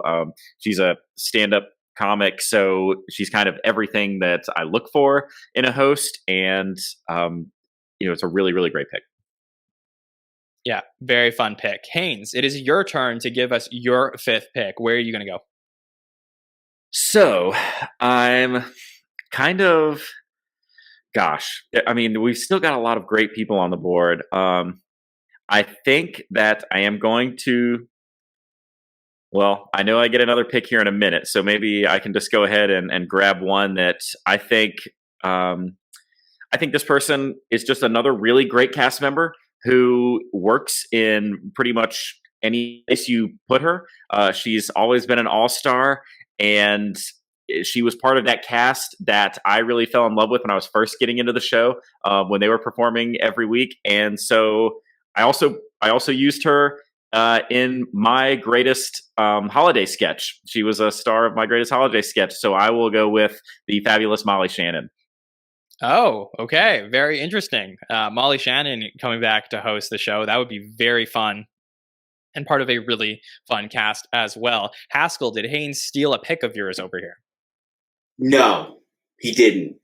I thought he was. He didn't. I love Molly Shannon. She's on my list. I got to scratch her off, but wasn't who I thought he was going with. Okay, yes. I actually thought he was going with someone else too, and I'm curious if this is the person you're going to go with, Haskell. So can you tell me who are you going to go with to end the fifth round of our draft? Yeah, I might embarrass myself in a second here because I'm scrolling through the list. I'm looking at my list and seeing and knowing the people on this panel the way I do. This person had to have been picked and I missed it. But if not, then I feel like I got to steal with Maya Rudolph. Yeah, she was not picked. She was on my list too, and somebody I was debating a lot about. I had her I put her right at the top of my list after my last pick. I said there's absolutely no way she's going to make it back around. And she did. I think she's phenomenal. You want to talk about somebody who can fit in with a current cast? Like, I feel like Maya's always coming back to fit with the most recent cast. So yeah, Maya, I think she's one of the greatest female cast members in the history of the show. Absolutely. And somebody who I would say in the real timeline, I'm very surprised we haven't seen yet in season 47. I mean, when everything was going normally with, no COVID and Omicron and stuff like that, I would expect we would have seen at least some of Maya Rudolph Kamala stuff. So very surprising that we haven't seen that yet. TJ, can I go to you on this one? What are your thoughts on Maya Rudolph getting selected here at the end of the fifth round? I'm really shocked she didn't go quicker. You know what? Sometimes I think I know she hosted last season, but she's always just had that permanent cast member feel because we have seen her so frequently that I didn't even clock it to think of that, honestly. Yeah, definitely. Okay. Haskell, let's start off our next November show with the sixth round of our draft. Where are you going to go? Yeah, so with my first four picks, I actually didn't have a former cast member. And then with Maya, I just took my first cast member. I'm going to take another former cast member. This person has only hosted once, but it was a coming home of sorts. And it is my favorite episode of probably the last 10 years. So I'm going to go with the Sandman himself, Adam Sandler. Really, really fun pick to go with Adam Sandler here. Obviously, another former cast member goes to Haskell. And the interesting part about picking Adam Sandler here is you cannot actually take Adam Sandler out of his time on the show. You're taking him from the time he hosted the show. So you're taking a very recent version of Adam Sandler coming back. And that would be fun to have him on the show again. Sammy, what are your thoughts on Adam Sandler going here at the start of the sixth? I feel like I'm getting deja vu because on the holiday special Superfan Takeover we recently did, the guys didn't let me get the Hanukkah song for best song. And I'm like, I'm Jewish. That seems like a little, I don't know, on the line. And then here Adam Sandler slips away. Someone who is definitely on my list as well. I thought he did an awesome job when he hosted a couple seasons back. And I was really hoping around the time Uncut Gems came out that he was going to come back for a second time. But that actually happened to be, when Eddie Murphy came back. So it's you can't have two, such huge, former cast members coming back at the same time. But no, really good pick.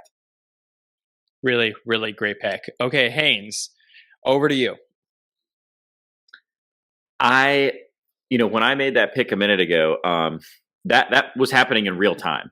Like, I didn't really know who I was going to pick, and Haskell hit the nail on the head. I mean, I had Molly Shannon and Maya Rudolph right beside each other, and that pick was made in the moment. I just had to choose, and so you were this close to losing Maya Rudolph, so you're welcome. But I'm proud. I love my Molly Shannon pick. There are a lot of people left that are even former cast members that I'm still interested in picking, but for some reason, and I don't know if they'll make it back to me. There's a real good chance they won't. But there's someone that I'm interested in picking, and this may be a wild card. It may be out of left field. I don't know if anyone's even considering it. The person only hosted once, but they did such a great job. They are such a great actor dramatically, but they deliver so well on the comic stage. I think that this person, if they were still with us, there's a real chance that they'd be in the Five Timers Club someday, even though they only hosted once now. And that was just an absolute, I mean, maybe I'm being sentimental. I don't know why, but I really, really wish we could have Chadwick Boseman back. He was so good. So I'm popping him on my list. Yeah, that is a wonderful pick, Haynes. Really just an awesome pick. TJ, reaction from you. Can I get your reaction to Haynes going with Chadwick? Man, honestly, I know it's going to sound silly, but I get really emotional every time I think about Chadwick, because he had such an impact, not just on the community, but like the world, with just like a Marvel movie. Like, I know that sounds weird, but like, it was much more than like this Marvel movie. This guy carried himself so well, and he was truly like one of those brothers to look to. And just to see that he was also insanely funny is honestly just unfair. Like, it's too much. It's like you're all these things that you're this great. I'm sorry, I get emotional when I think about Chadwick. That's just a solid pick, man. I would love to see that. Yeah, really great pick. Okay, Bill, you ready for your sixth pick? I'm going to keep the sentimentality going. This is someone who was an iconic cast member, only hosted once, and actually sadly passed away less than 2 months after hosting. And the fact that I think his legacy is fine, but I think that his hosting legacy is somewhat tarnished because the whole week was spent worrying that he was even going to be able to get on stage. I'm going with Chris Farley. Definitely would have been a five-timer. Would have loved to have seen him host Clean and Sober and not having to have Chris Rock in the wings just in case Farley couldn't get on stage. It's a sad episode to watch as a host, but I think if he had been given the opportunity, if he had gotten the help that he needed, he would have come back and killed it. And to see him with this current cast, and to see him with, I'm sure there'd be a million cameos, having Sandler and Spade come on as well. So I'm going with Farley. Yeah, 100%. I mean, I could. This alternate timeline is one that we all want to live in. So something that I think this is a great pick, Bill. Sammy, can I get your thoughts on this going with Farley over here? I mean, he's arguably the best cast member of all time. I'm pretty sure I picked him either first or second in my draft earlier this year. Just an iconic, cast member, and the personal anecdote. But I was able to see Adam Sandler, record his Netflix special a couple years back. I was in the audience, and he did his tribute to Chris Farley there, and there was not a dry eye in the audience. So to be able to get, one more, episode of just Chris Farley sketches, I mean, who wouldn't want that? Okay, so over to me with my sixth pick here. And I have been thinking about what I'm going to do with this one, and I'm deciding between a couple people. I have some people high up on my list. But I am looking for something that everybody's going to want to tune into to see what's going to happen. And this is a one-time host and somebody who hosted the show and was wildly celebrated. and I think it would be so much fun to have this person come back and host the show. Give me Betty White in 2021 coming back to host the show. We don't need any Facebook groups telling us to bring Betty back. We just need Jon as the producer to bring Betty White back on the show. So I had some big reactions to this one. Is there anybody who wants to take this? Yeah, this is an amazing pick, and we're talking about, we're referencing, you can choose anyone at any era of their prime or whatever. And what's so cool about Betty White is she's had one of the longest careers in entertainment of all time. And it's not that, oh, I wish we could have her at this era. Of course, we wish we had her earlier on SNL, but I would even be so happy to have her now, or at any age that she's ever been. She's been so iconic. So it would have been great if we could have seen her at SNL throughout more of her different eras that she's had. And it would have been cool if if we could have watched her career trajectory blossom through the lens of SNL, the way that we have with other people, if they have been a frequent guest on SNL over the course of many years. And I feel like that was a missed opportunity for whatever reason, but it was fixed, with that Facebook petition thing. And it was so well deserved. And I think she's turning 100 in like 3 weeks. And I think there's going to be like a televised special about it. And by the time you're listening to this, maybe she's already 100, and she just deserves the world. And thank goodness gracious for that Facebook petition that went around and made this happen. TJ, do you want to jump in on this? Yeah, Betty White actually has one of the earliest SNL episodes I ever watched, which I want to say was 2010, I believe. But I know that around this time, I want to say that same year, she did like a couple of guest spots on Community, which I kind of like just started like getting into. So I was like, I don't know who this, at the time I was like, I don't know who this old lady is, but she is funny as heck. And so I just remember she's one of the hosts that got me to want to like stay up later. Like watching her episode was like, I should watch this show more often. And also I'm really pissed off because everyone keeps taking the dope female hosts I'm picking. Like I was like, I gotta find some more, and I was digging around the list, and I was like, oh, Betty White, how did I miss that? And I literally just added her. And then she just goes. So great. No, it's fine. It's a great pick. It's a solid pick. I was like, oh, no one's gonna pick this. Man, you guys are smart. No, thanks. Haskell, did you want to say anything about this? Or? I want to ask, in your alternate timeline, do you also have like an all-star group of former female cast members there backstage just in case? Or you better believe it. Do it? Yes, I got all the females, including all the females who are all-stars who have come in since 2010. So you better believe it is a celebration for Betty White when she comes back to the show. Okay, Sammy, over to you for your sixth pick. Okay. That was an interesting pick, Jon. For this next one, there's a couple ways I want to go. And again, I'm playing this game against myself because I'm using the internal logic of, being the person that is booking, based on like movies and television that's coming out. Like I'm really trying to stick to that and be very, I don't want to break my own rules that I've been going along with this entire time. So, because of that, I'm going to bring back somebody who hosted very recently, who I think did a very good job. Going into the show, people were doubting this person's abilities. Why is this person hosting? Like, it's very strange. But they made a huge impact, I think. And is somebody who I would love to see come back a couple times, especially while Pete Davidson is still on the cast. And I am going with the star of movies like Dune, Don't Look Up, and The French Dispatch, and I'm going with Timothée Chalamet. I did not think that's where you were going with that. Did anybody else? That was the biggest journey. Yeah. You took me so many directions. You took me to Kim Kardashian, you took me to Ariana Grande, and you ended it with Timothée. That storytelling was the best thing I've heard in months. I did not. So many directions. I was like, I got it. Thank you. I was like, Sammy's picking Kim. Sammy's picking Kim K. What? And then I was like, you end with. Oh my gosh. So beautiful. I was going to be like, you are right, Sammy. I would like to see Ariana Grande come back while Pete is still at the show. That was incredible. I can't.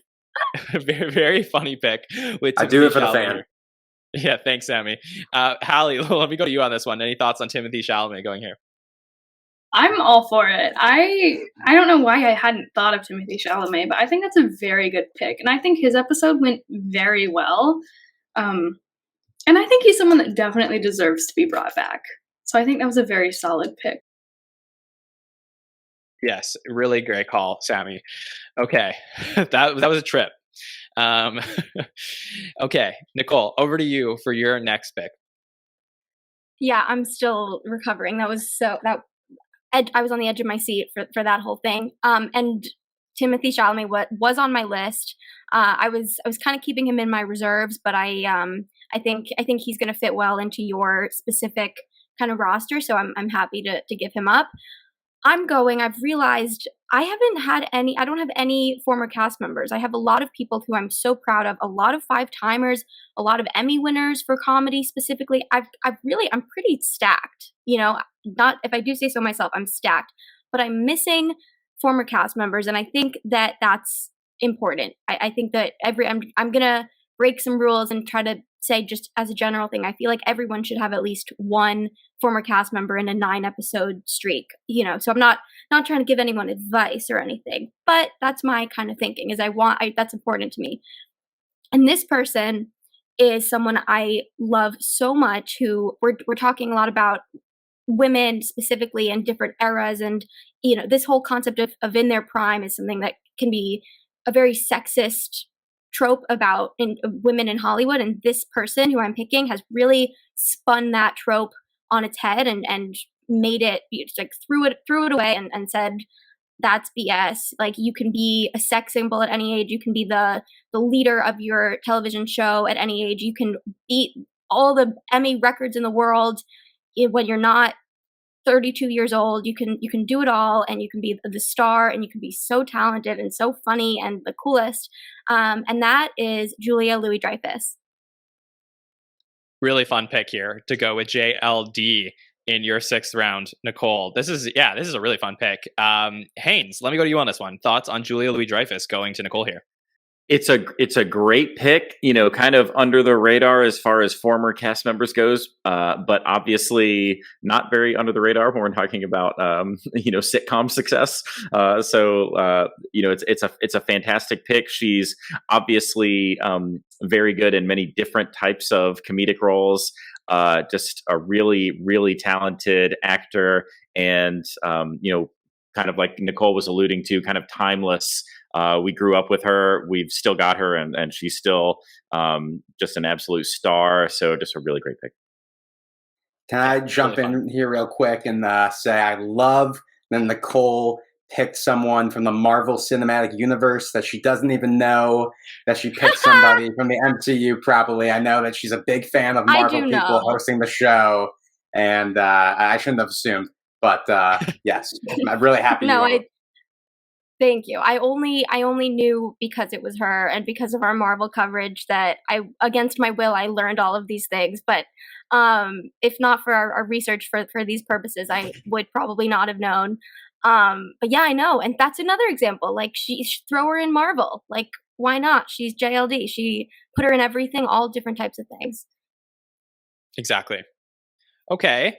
Halle, are you ready to give us your 6th pick? You went with a lot of former cast members and writers. Is the streak going to continue? It is not. And I am so excited for this pick. This is one of my favorite people on the planet. I will talk about him at least once an hour. I can already envision him doing like such a weird sketch with like Aristotle and Sarah. And this might be kind of out of left field, but I have to pick Jeff Goldblum. Oh, interesting. Okay. Can you elaborate on Jeff Goldblum? I don't know. He's timeless. I just love Jeff Goldblum. And I feel like seeing him specifically with some of the featured players, like I could see him in such a weird 10-to-1 sketch. He's just such an odd guy. And his existence is kind of just like, I don't know. I just love it. Anything he does is funny. Okay. All right. That is a unique pick, but a pick I like it. I like it going back to the 90s when Jeff Goldblum hosted a couple times. Haskell, any thoughts here on Jeff Goldblum going to Halle? Jeff Goldblum, please don't destroy There could be some magic there. That's something. Now I want to see it, and it's something that I don't know. Get him in something that he can come promote, and let's make it happen. Yes, that would be, it would be really fun. Okay, TJ, what you are going to do is you're going to end the second episode of our November runs with the 6th pick, and then you're going to start the 7th round and finish up your November run, which you started with Bill Hader. Okay. A lot of the dope women that I wanted to pick got completely taken, and I am calling the police because there's been a robbery. But there is one that I knew would not be taken because, to be honest, it's more just since I'm Lauren and I can pick whoever I want, I'm just going to pick this person because I want to. But I think it also works out because I think they do have a movie coming out. But I'm not picking them because of that. I'm picking them because this person who hosted, I had never seen a single movie of theirs. Whenever I saw like trailers for their movies, I was like, oh, it's just like another like drama or like action thriller or something. It's just not really my thing. And then when they were announced the host, I was like, oh, okay, sure. Why? Don't know why, but okay. And then they hosted.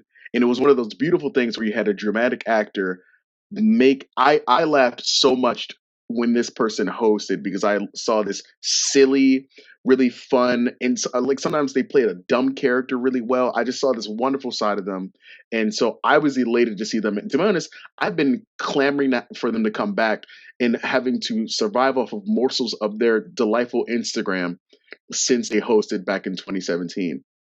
I'm going to pick Jessica Chastain to host. Okay. I thought she had, yeah.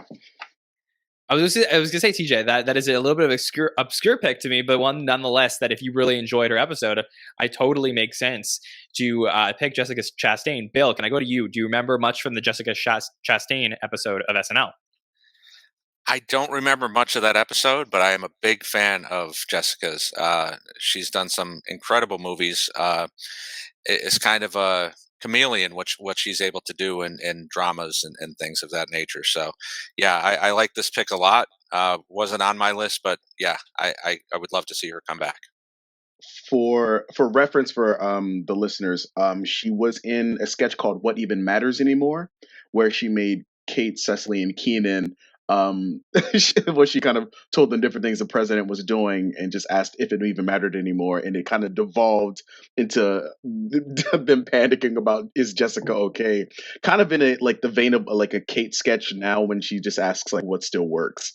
I really enjoyed that, and there was a sketch about two women who couldn't figure out how to buy tacos with her and Heidi, and just the levels of like dumbness that it plays into was very silly. Also, fun fact, the episode that has the Chris Red Fresh Prince pre-tape, where it kind of devolves into him running from gangsters. So a lot of this episode like was really well written, but Jessica Chastain was very game, and I know it's an obscure pick, but I love it so much. Yeah, it's a really fun one. All right. Let's begin our 7th round, and this will finish off the November shows. So, TJ, you're going to start us off. All right. This was tough because all the very fly women I wanted to pick were taken. I need to take them before she goes. So I'm going to pick somebody who we very rarely will get like incredible writers. And we have John Mulaney. When John Mulaney comes in, the reason the show works a lot better is because he's also this great writer, and he can really kind of like speak the same language as the writers, and I feel like it just elevates the show. So I'm going to pick somebody else. It's a very fly writer, but they've only hosted once. But there's been a lot of respect put on this person's name, and I'm going to take a pick for Phoebe Waller-Bridge. Okay, interesting. A British host. I don't know if we've had any British hosts being selected so far in our draft that I could think of. Anybody? Can we? Have you had one? Harry. Oh yeah. Harry Oh, Styles. that's true. Yes. Okay. Great call. Yes. Thank you. So Phoebe Waller-Bridge going here. TJ with some really fun picks here to finish up his November shows. Sammy, any thoughts on Phoebe Waller-Bridge? Do you remember this episode? I do, and I was pretty excited about this one, even though I hadn't and still have not seen Fleabag, which I really need to watch. But no, I remember her doing a really good job. And you know, everything I've seen her in, whenever she pops up at like an award show or anything like that, I'm always like, man, I should really watch Fleabag. So this was another example of that. So very good choice. Really fun choice. Okay, Halle, let's finish your November run, which had Fred Armisen and Jeff Goldblum in it. I'm going to go for a kind of sentimental pick. I'm going for someone that everyone loves and everyone misses. And I so badly wish that we could, in real life, see her host SNL again. And I'm going to go for Carrie Fisher. Oh, really, really nice pick, Halle. Great pick over here. Bill, can I get your thoughts on Carrie Fisher being picked with Halle? Well, my very first crush. I love Carrie so much. Did I just date myself? Yeah. I mean, she was so great, and this is a great episode of early SNL. She was friends with all of these people. She dated Belushi for a minute. She did a lot of funny sketches that referenced Star Wars. Yeah, I mean, I would love to have seen her come back, especially when the new movies started to come out. Unfortunately, it was not to be. But yeah, great pick, Halle. Really fun pick. All right, Nicole, do you know where you are going with your next pick? I do. I've been saving this person. I've known the entire time that I want this person, and I don't know anyone here who I think will also want them, which I think is ridiculous, and I hope I'm wrong. I hope someone interrupts me and say they wanted this person too.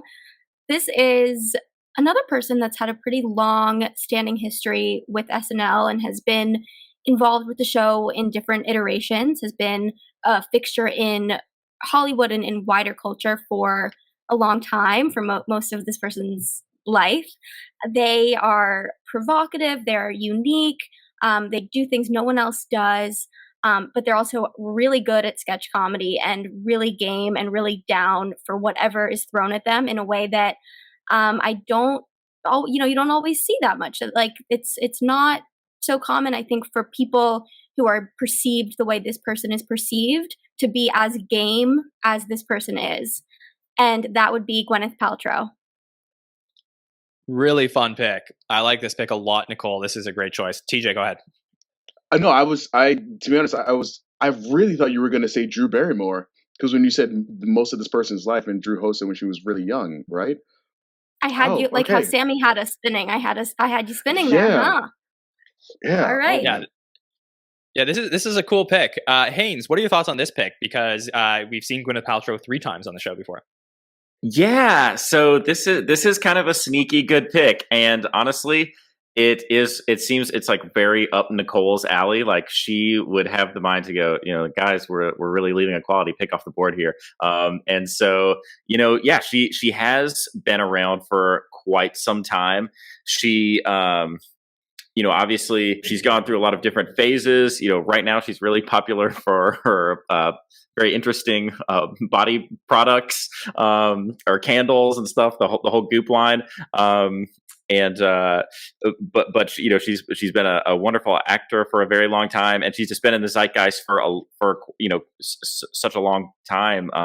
Yeah, I think there's a lot of value in this pick. It's a good team pick. I just want to say quickly, and then just to highlight my favorite thing that I think is a great pick for anyone is when they're willing to make fun of themselves. And obviously the most recent example for her is coming back and being a Goop manager to Heidi Gardner's Goop staffer on Update. And she just completely made fun of herself. And I mean, for me, that kind of thing, like you're an automatic, I have huge respect for you if you go on SNL and you make fun of yourself like that. And then of course, I'm a sucker for musical impressions and she's done so many good ones on the show. I wish I had more double duty people. I only have Harry so far, but I just wanted to bring up a few more points about Gwyneth.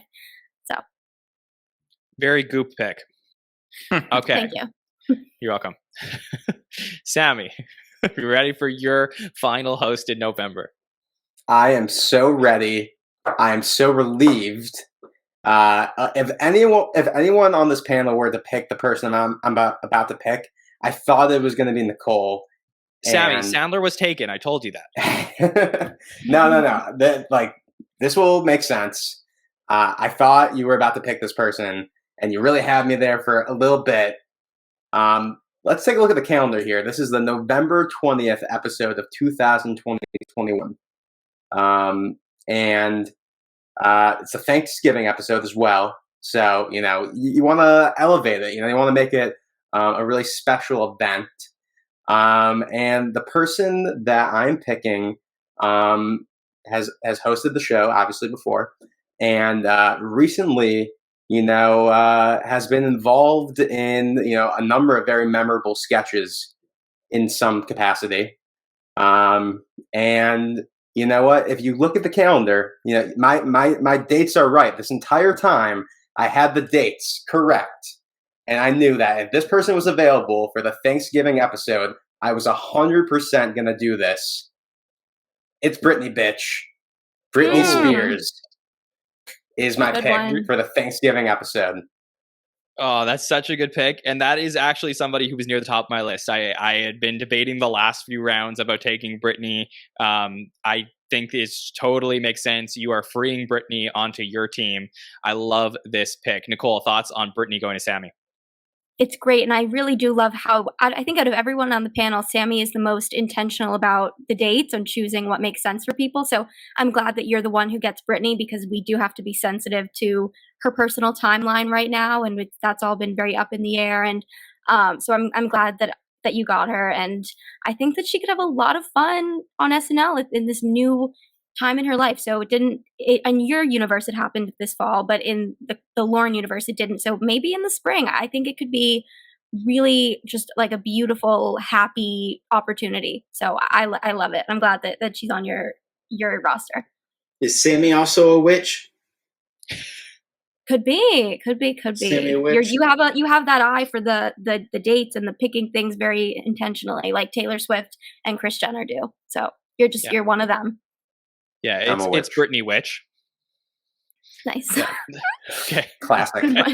John, you got one more. Right. You get one more. more of those. And then we're out of here. Jokes to the dad, okay? Okay. Okay, over to me for wrapping up my November shows. And this is one that I think, again, pulling them out of their prime, one that has to go to me here, and somebody that if we finished this draft and was not picked, I would have been very upset about it. So I started off my November shows with Bruno Mars, then I went to Betty White, which is a really fun show. And I want to have another celebration over here. And this is somebody who actually hosted the show, I believe, 11 seasons in a row. Give me John Goodman to come in to finish my November run. Somebody who I think is one of the most under the radar great hosts in the history of the show. Haynes, you are furious at me, so tell me why. Oh, you son of a bitch. I wanted this so badly. And I couldn't believe, like, after he didn't go in the first couple of rounds, I thought somehow we'd overlooked him. I was going, I don't think he like sexually harassed or murdered anyone. So I'm not sure why we would be skipping him. But I mean, he's hosted so many times, and he's such a stalwart he's just such a craft actor, one of the greats of the late 20th century, really, in American acting. And I cannot believe that he got this far and he didn't come back to me. I've known for the last round that I was finally going to get John Goodman, and this is infuriating. I'll get over it, I guess, but this is a really good pick, John. Sorry, Haynes, about that. Bill, let me head over to you to wrap up your November shows. You started with Amy Schumer, then you went to Chris Farley. Yes. So I'm going to go with someone who was really popular in the 80s, had some trouble with the law in the 90s.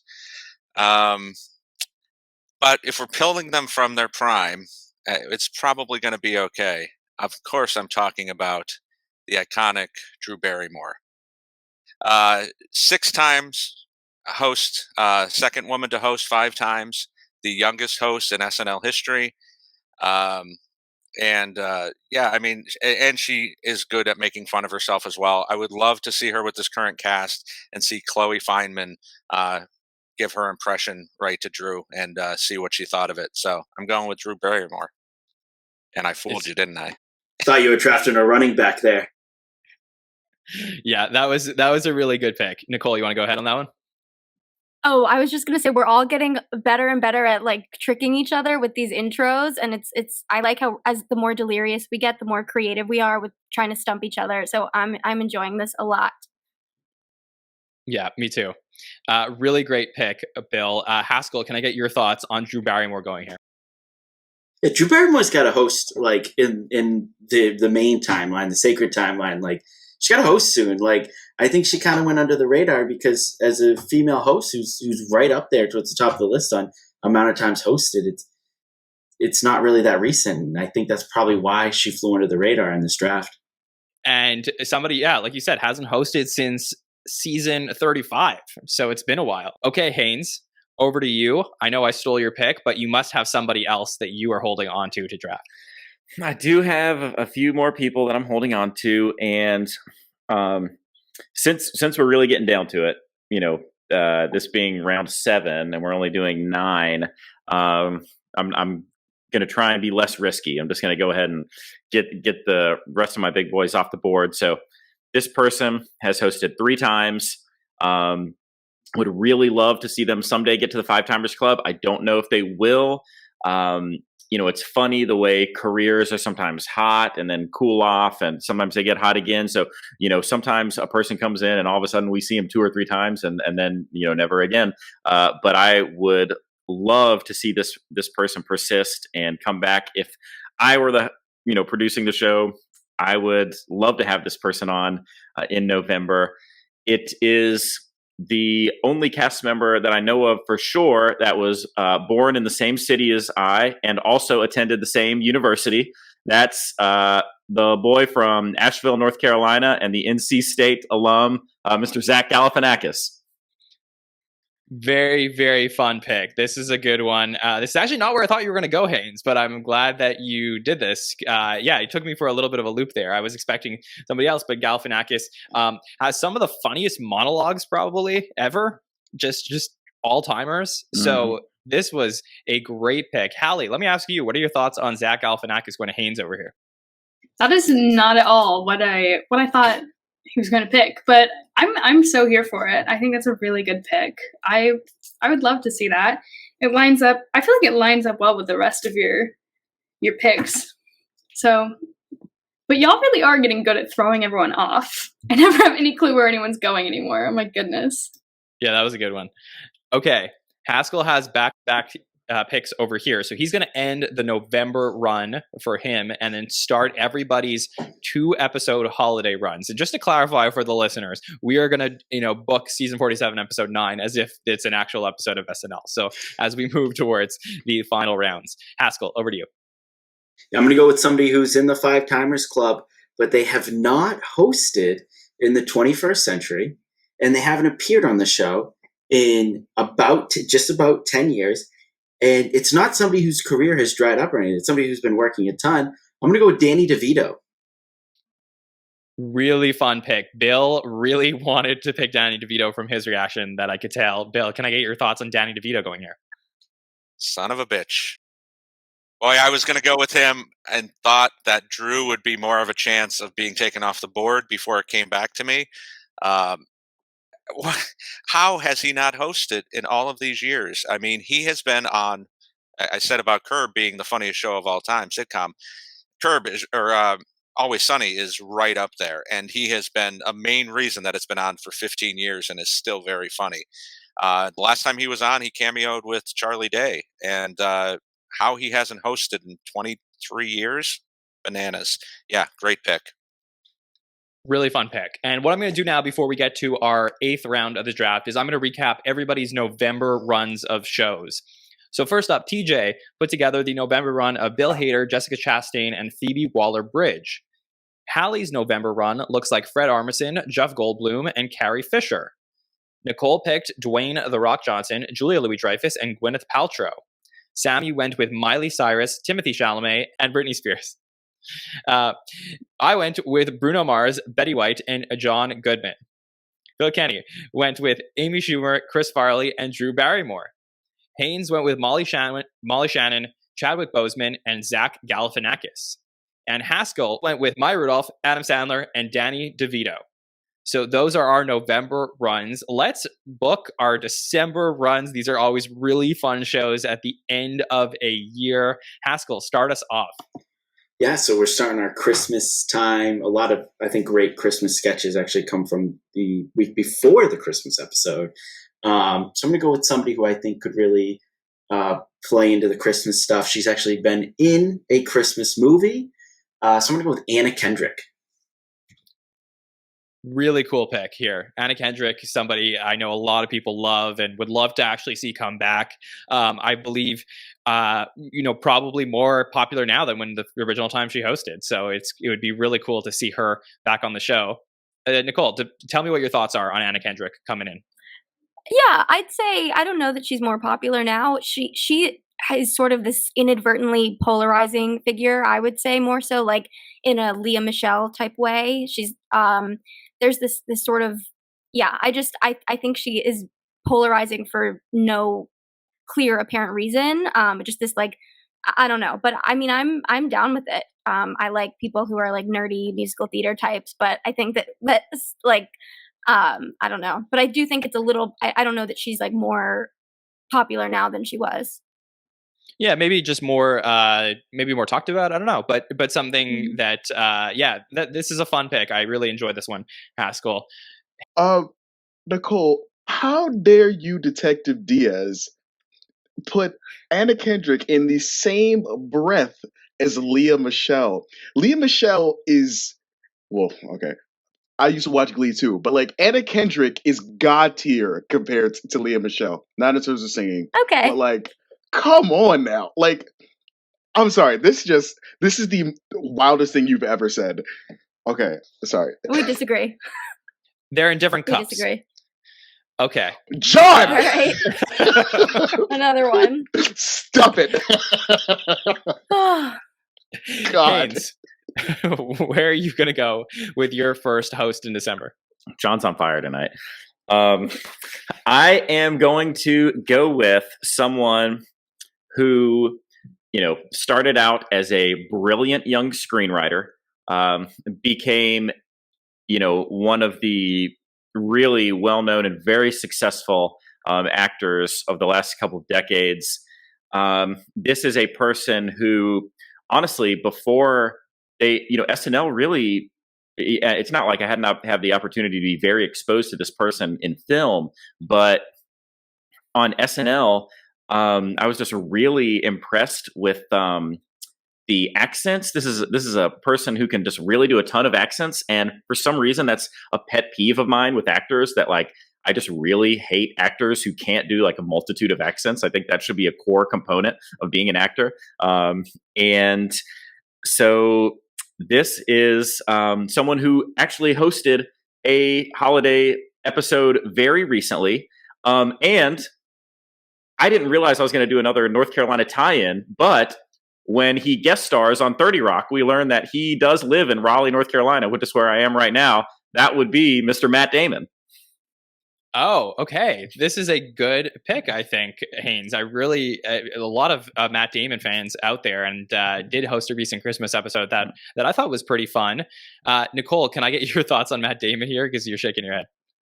I'm just laughing because he has become, he and his friend Ben have become really interesting headline catchers in the media in the last couple of years. I feel like Matt has maybe taken a backseat to Ben on some level, but I mean, I don't know. I think he's very talented and everything, but that article that went around where he was doing maybe some like covering his ass like stuff where basically he was saying, I didn't realize it wasn't okay to say the F word until like a couple months ago, and my daughter yelled at me at the dinner table, and it became this like thing. People were like fascinated and freaking out, like, you didn't know that, you work in Hollywood, you like what's not computing. Very Logan Roy vibes reference. If you get it, you get it. So I'm just kind of like, I don't know. I think he's really talented. I feel like there are not, I guess maybe now we're getting towards the end and we could start critiquing each other a little bit. I don't know. I think there are other people that deserve the spot more. Let me just cancel him. It's just that he's not.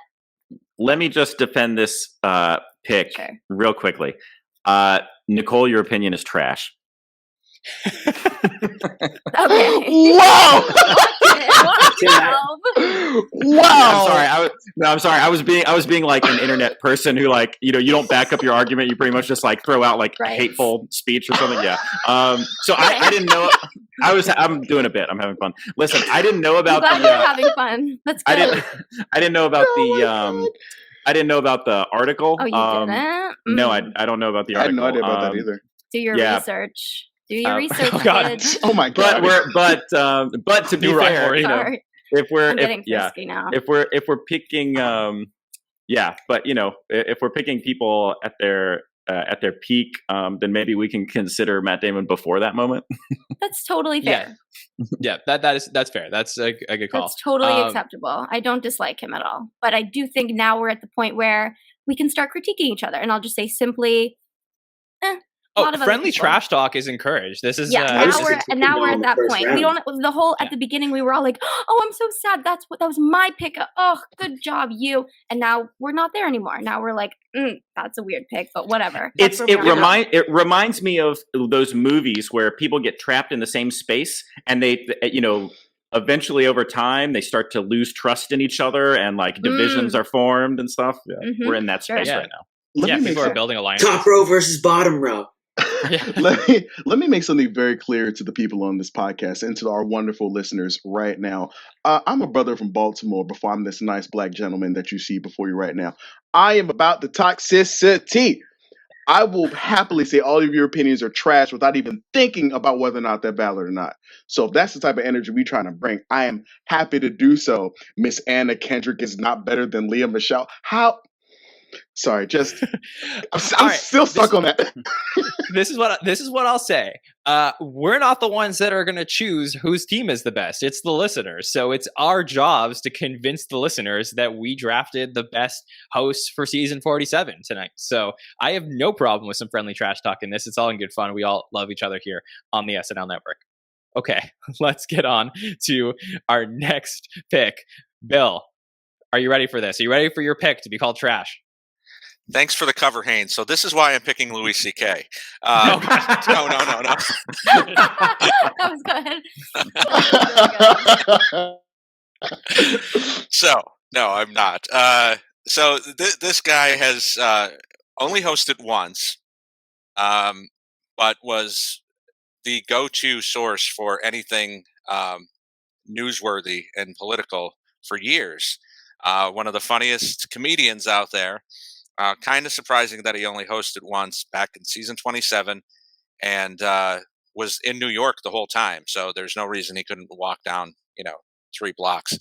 But I'm going with Jon Stewart, former host of The Daily Show, still relevant today, has a great Apple TV show. But yeah, he hosted even before he was kind of in the zeitgeist. It was the second or third year on The Daily Show. He was popular, but he hadn't started attacking the political infrastructure of this country and became really popular with some people. So yeah, I'm going with Jon Stewart. That's a fun pick. I mean, I had some other hosts from season 27 actually on my list that I thought maybe would be there, and I didn't think of Jon Stewart, so that's really fun. And Halle, I saw that you were nodding your head. So do you want to get in on this conversation? We need, after all the toxicity that we had with the last pick, we need Halle's bright energy to come in and let us know what she thinks about this one. No, I think that was a really good pick. I had I just love TV show hosts, so I had him and Conan, and I had both of them like pretty high up on my list. I was kind of surprised that no one had picked him yet. But I think that's a very solid pick. So. Yeah, really, really fun one. Okay. Over to me, and this is someone who I was going to pick last round, and I was debating between John Goodman or this person, and I'm glad that I picked John Goodman, because obviously Haynes would have picked John Goodman otherwise in one of the 2 picks in this wraparound here, and I was really hoping this person would last back to me, because I was looking through the list, and this is, to me, one of my favorite hosts in the history of the show. And I've talked a lot about my journey to go back and watch all these episodes. And I had so much fun anytime this person hosted the show. And I think totally underrated, should be brought up more as a great host.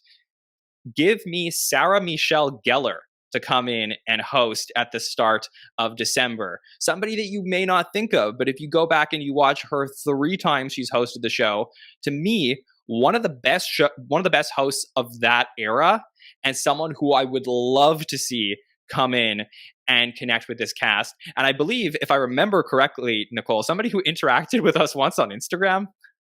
Yes, she reposted. We did so back in advance of the season finale last year, where we had Anya Taylor-Joy and Lil Nas X, both 2 of the youngest hosts and musical guests, respectively, to anchor the finale in those different ways. We did a top 5 youngest in each, youngest musical guest for finale, youngest host, and Sarah Michelle Gellar was on that list, and she reposted us, which was pretty cool. Yeah, it was really cool. So, Sarah, when you see that I drafted you for this episode, give us a holler. Okay. Yes. All right. We are halfway through our first episode in December. Sammy, where are you going to go? All right. So for this last one, or not my last one, but for this pick, there are a couple ways I was thinking about going. A couple people on the board who, you know, again, with my internal logic, I'm like, okay, that would make sense if they hosted now. But like, if I think back to their episode, were they incredible hosts? Maybe not. And we're picking them from their prime. So, you know, for this one, I'm going to, you know, really hone in on somebody who would have a film coming up to promote, someone who has hosted many times, who is in the 5-Timers Club, is probably one of my favorite actors, who is in my favorite movie of all time, and, you know, has some Oscar buzz for a film coming out on Netflix on Christmas Day. This is Jonah Hill as my pick. This is a fun pick, Sammy, because Jonah Hill is one of the 5-timers that was still left on the board. So I think that this is a really fun pick. I would say Jonah Hill, one of the more polarizing members of the 5-Timers Club. You have to probably be a Jonah Hill fan to really enjoy his episodes, because he has a particular tone with his sketches that are different than some other people, in my opinion. TJ, let me go to you. Your thoughts on Jonah Hill getting selected by Sammy over here? Jonah Hill is going to get the okay from this, mainly because like he is one of the 5-timers that got a 5-timers sketch. I don't like Adam Grossman, but Jonah Hill is a pretty good actor. You know, like I just like you can have him. Okay. No, that's it. Yeah, I got nothing else to say. You can have him. Like, he's cool. He's funny. He's great as a 5-timer. I'd watch the That's show why I again. picked him. Yeah, you know, that's not it's a very middle ground pick. Okay. I said it. Show of hands. Anybody like this pick? Anybody feel like this is a good pick here? Oh, Sammy. Okay. Sammy's left the show. I don't care. He's my guy. And if you know, Getting a 5-timer available this late, you know, he is somebody who, when people ask like who are your favorite actors, it's Jonah Hill. I know he could be polarizing to some people, but you know what? Like, he's my guy. And if he's still available this late into the show, give me some Jonah Hill Christmas and Hanukkah sketches. Yeah, you got to fight for your picks, so I like it. Okay, Nicole, back to you. I hope we get through this without any controversy.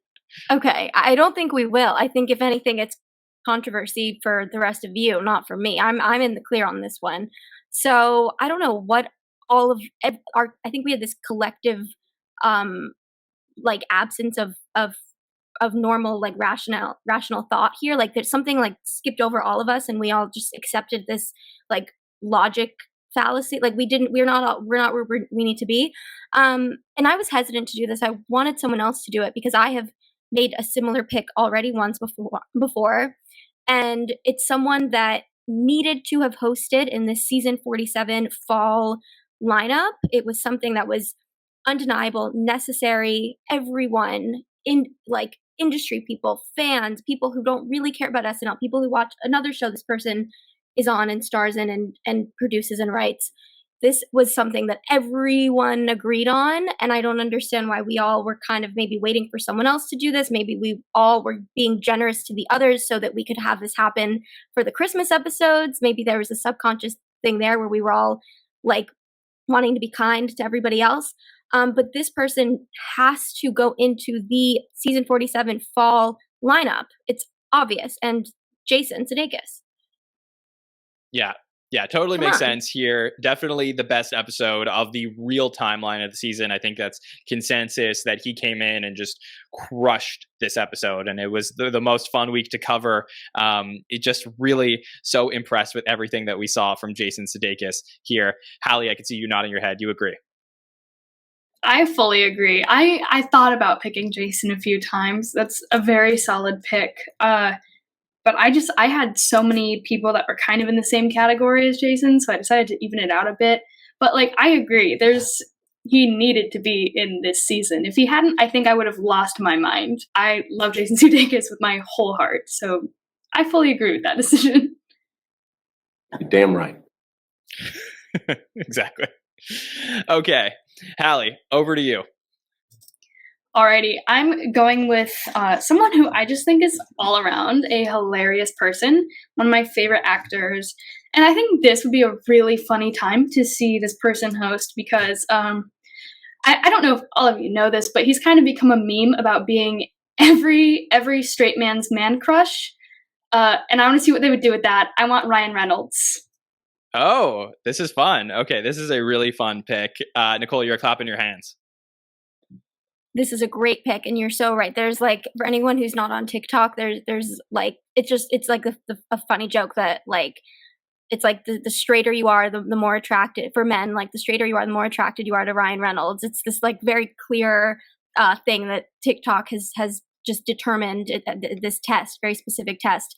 And so I think he'd be great. He also made a cameo that I'm going to consider a canon cameo in my own set of rules, where his feet and his reflection was in an iconic picture that he took of Bowen Yang, Taylor Swift, and Sadie Sink in the dressing room at the Jonathan Majors Taylor Swift episode. So he was there with Blake Lively. They were there for Taylor supporting, and so yeah, I think he clearly, if he was there for such a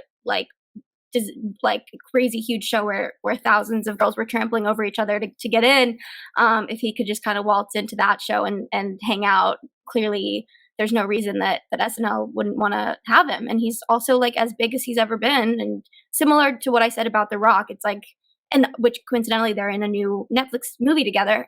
Both of them, I feel like their stars are just like always rising, and they're never dipping. They're always very relevant and doing cool things. People legitimately online when Deadpool came out wanted Ryan Reynolds to host as Deadpool. Like, it wasn't like, it didn't get as big as like the Betty White like Facebook campaign, but like there are definitely people who like really wanted that to happen, or at least have him host as himself, like, which would make more sense. But yeah, so this pick makes sense to me. Yes, a great Canadian host of SNL. Okay. CJ, let's finish off our 8th round of the draft and let us know where you are going to go with your pick. You guys have messed up because I have the best lineup for my host, and I cannot believe who you let me get. But let me do my pick number 8. I'm going to choose someone who I believe deserves okay, I can't believe I'm about to do this. I'm going to choose someone who I believe deserves another turn at hosting, someone I think we would enjoy. Another Black great in sketch comedy. We're putting some more respect on his name. He would host 2 times this year. He'd get the Mulaney treatment.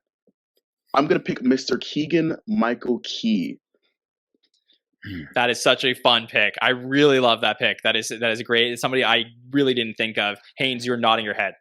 It's just a really fantastic pick. I remember saying, I don't know if I've said it on this podcast, but I remember saying to other people in my life, I think maybe the 2 fastest, sharpest minds on TV were Keegan-Michael Key and Stephen Colbert. Just when they and just when they interact with anyone, you can just see those cogs turn so quickly. They're so great with with just the super speed improv. So actually, if you haven't seen it, when Colbert interviews him, that's a really great back and forth. Especially also, they reference the Dead, which is the final vignette of James Joyce's seminal work Dubliners, which is a personal favorite of mine. I'm getting a little too literary probably for this podcast, but he's a smart dude who is just one of the all-time great improvers, and fantastic pick. Oh, I know. Really fun pick, TJ. Mm-hmm. Oh, yeah, yes, you're right. You're right. You're correct. Okay, so we've hit it. We've hit our Christmas show, and we are going to all draft our final hosts. And it's hard to believe it's been a long podcast, but we're here and we're going to do this. So everybody has one more host to add to their lineup in celebration of the end of the year. TJ, who are you going to go with for your Christmas special? I want you all to bow down to my Christmas pick. I'm going to pick my first ever man crush.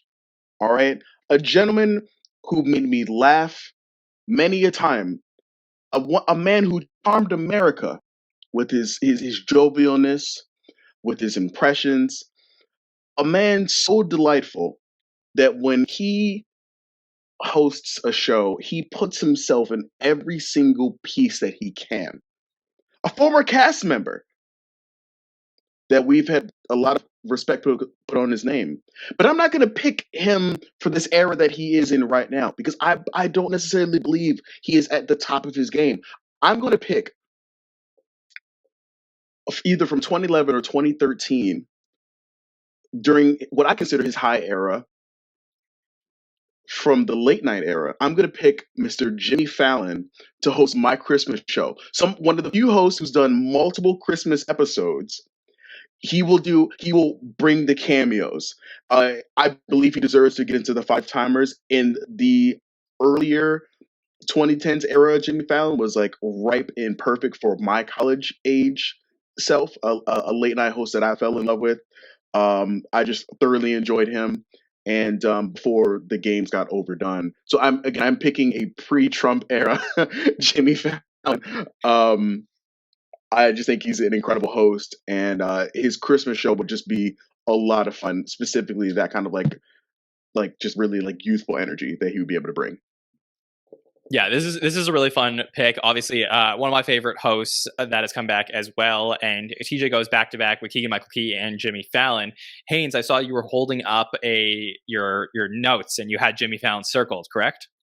Yeah, I am really surprised that he fell this far down the list. I love Jimmy Fallon. I know that particularly the current version we're getting, I'm not as charmed by him as many other folks are in that role, but we can't deny, his energy and just his radiance. He's magnet. He's a magnet. He's magnetic. People are just so attracted to him. He's got so much going on.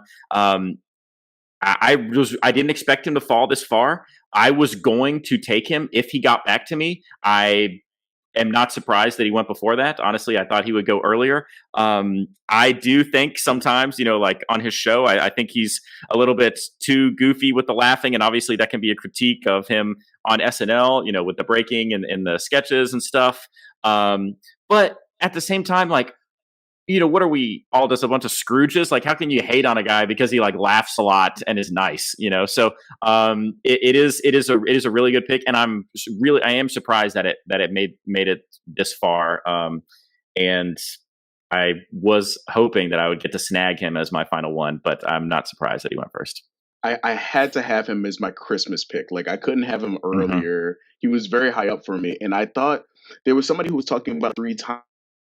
Like host, and they made me really nervous because I was like, oh my gosh, like someone's gonna get that pick. Again, I'm picking a late night with Jimmy Fallon era Jimmy Fallon. Not maybe the first year of the Tonight Show, but like nothing post 2015. That sweet spot is what I was. That's the Fallon that like I really love. For sure. Okay, Halle, are you ready for your Christmas show pick?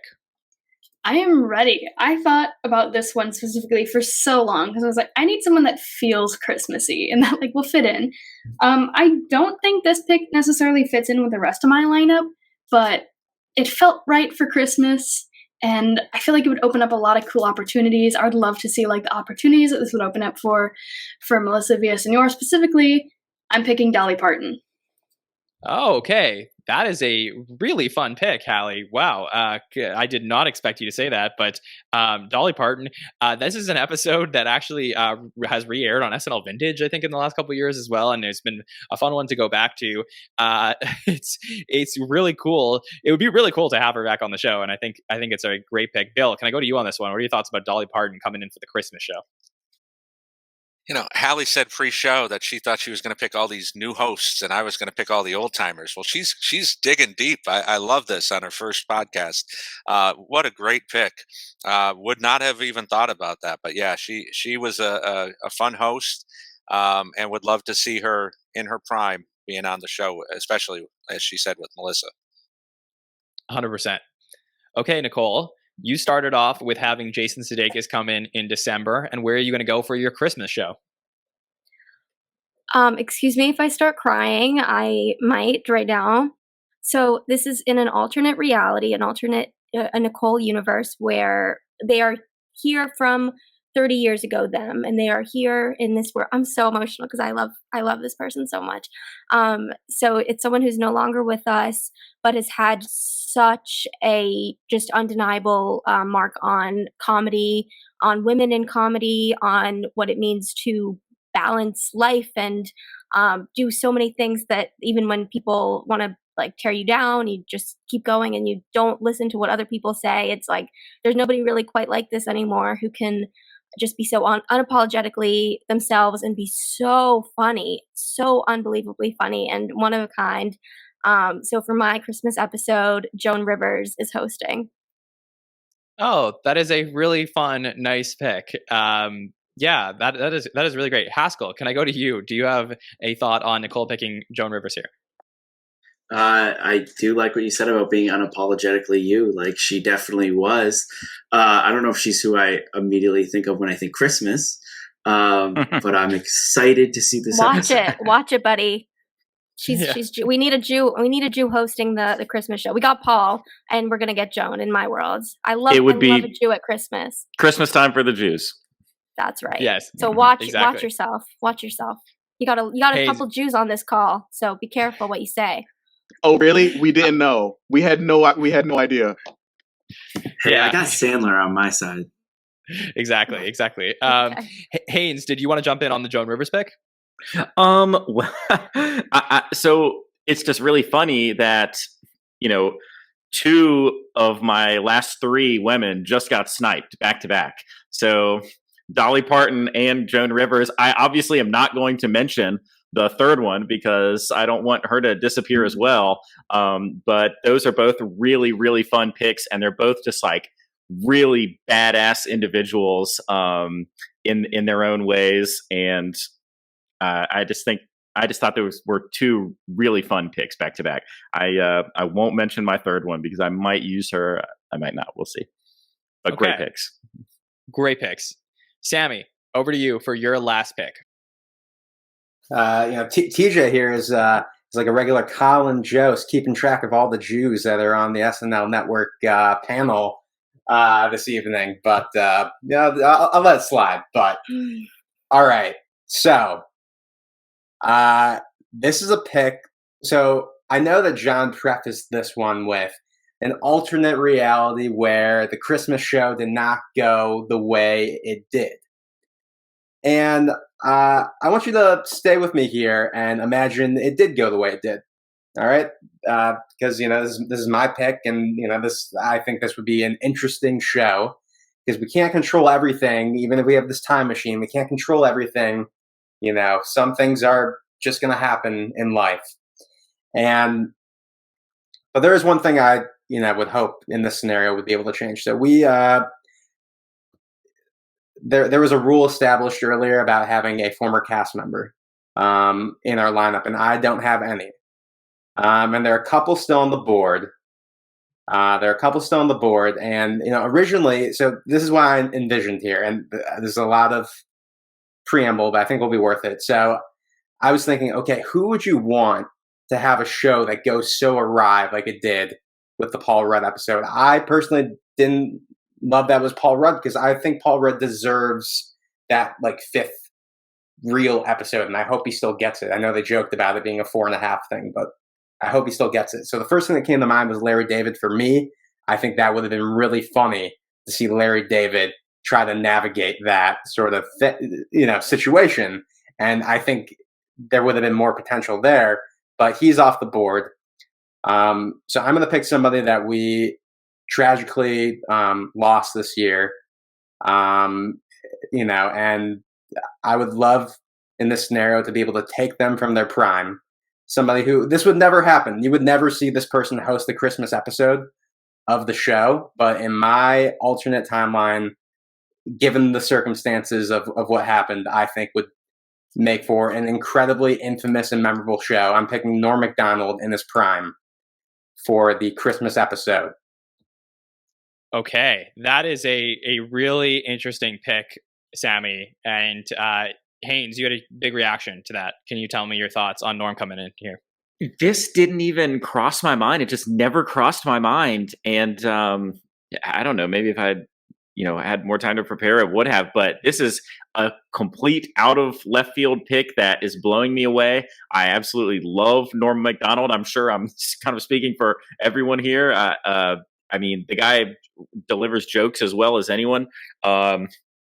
His Hitler's dog special is still just like so good. The one that came out a few years ago.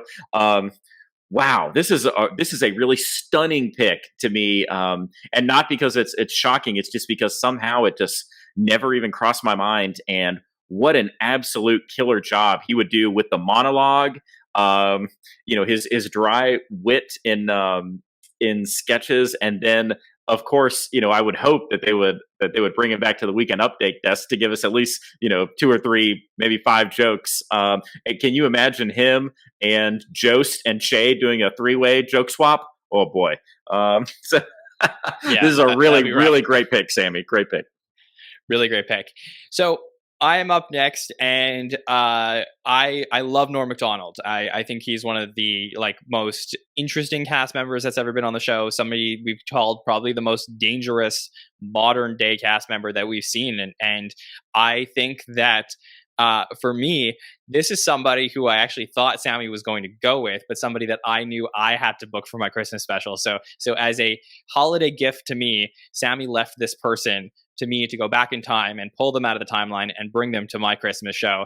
And one of the greatest people, when you think of SNL, you think of this person. I'm going to bring Phil Hartman to my Christmas show. So I would love to have Phil Hartman be hosting the holiday show. To me, that is like an all-time get if we were able to go back in time and bring him to the future. So just to go from former cast members who are no longer with us, just really was a wonderful person on the show, had one of the most incredible SNL careers, and a really fun couple of great hosting gigs. Bill, thoughts on me picking Phil Hartman over here? Well, we've well established ourselves on the Superfan podcast as the Phil Hartman Love Network. He did such a great job the 2 times he hosted, and by all accounts, was a very giving and sharing comedian, and gave the stage to whoever needed it, and would fade into the background if need be. And to see him with the current cast, just warms my heart to think about it. Yeah, great pick. Thank you. Yeah, that would be a dream to get to see him. So, Bill, back over to you for your final pick. You started with Jon Stewart as your December run. Who is the Christmas show for you? I'm kind of surprised, even though this is going back a while, that she hasn't been taken yet. She's the reason SNL exists in some ways. She hosted 3 times. Last time was in season 8, but is still around and kicking, still making good TV. And but Lawrence got his start on one of her specials, and kind of got into the business because of her. Very, very funny lady. And I would love to see her with Cecily, because Cecily's about to start an off-Broadway run with her famous show, Search for Signs of Intelligent Life. I'm going with Lily Tomlin. This is a very great pick. Somebody who I was wondering if would go off the board, and I'm so glad that she did. Nicole, I saw you clapping your hands. You're happy that Bill picked Lily Tomlin over here? So happy. Yeah, when you made the Cecily reference, I was like, oh, yes, I know who it is, and that's perfect. And Cecily is playing the character that Lily Tomlin originated in that show that she's doing the one-woman show for, which is just, I mean, imagine a Christmas show right when Cecily is taking over that role with Lily Tomlin as the host, and they get to have so much fun together. Like, that would be amazing. And you're so right. She's such an integral part of the foundation of the show and the reason why it was successful in the foundational early years, and then it was able to become what it is today. Even if we haven't seen her in so long, she still to this day is just obviously so important to the show. So that, yeah, even though she's still doing some amazing things, it's like, it's less on some level less like nostalgic and sentimental than the other ones we were just saying for obvious reasons, but it still gave me the chills anyway. I love that so much. Okay. Haynes, over to you for your last pick. You blew up the internet by saying you're going to pick Matt Damon to start off your December run. And who are you going to go with for the Christmas show? So for the Christmas show, there's still so many great people on the board. Even though like he's in, you don't have to agree with everything a comedian says to have appreciated some of their work. He's in a little bit of hot water now, but like but like Dave Chappelle was a big influence on me for a long time. So that was someone I was thinking about. You've got someone like Chris Rock, who, although he was never the greatest sketch actor, he's going to kill the monologue every time, and that's such an important part of the episode to me. We've got a lot of great people still left out there, but, we're picking someone who was at the top of their game. And I think when this person was at the top of their game, they were about the biggest star in the world. And so I also think they do really well with the Christmas theme, because they really made their money on a show that I think a lot of us consider, wholesome at its core, incredibly warm and powerful, but yet packed with joke after joke after joke. I'm going with the three-timer Mr. Steve Carell. Oh, sorry, Haskell.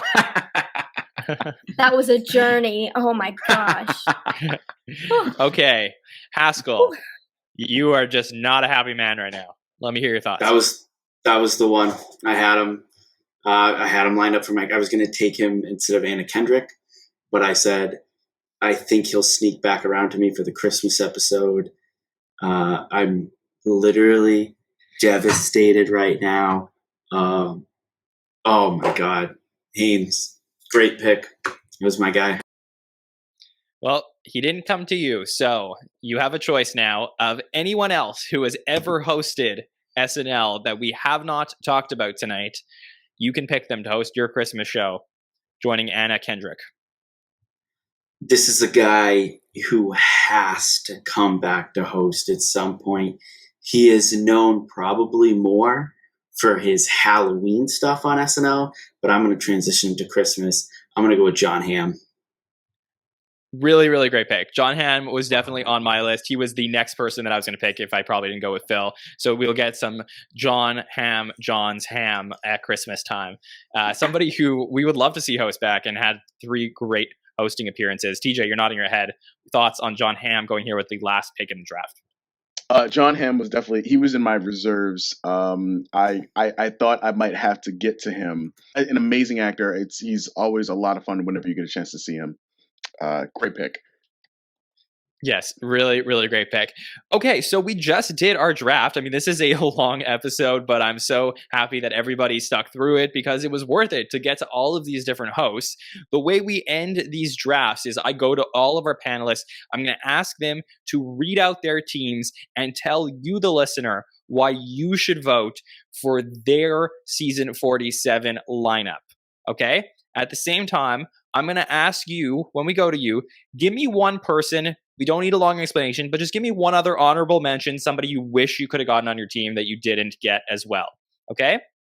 So panelists, you're going to give me three things. You're going to give me your team, why people should vote for your team, and one person that you wish you could have drafted but didn't. Let's start at the beginning. TJ had the first overall pick. TJ, read out your season 47 lineup to us.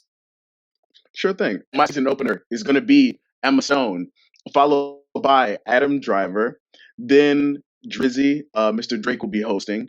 Donald Glover will be doing double duty as himself and Childish Gambino. Then we have Bill Hader. And then that following week, we'll have Jessica Chastain. After Jessica Chastain, we'll have Phoebe Waller-Bridge.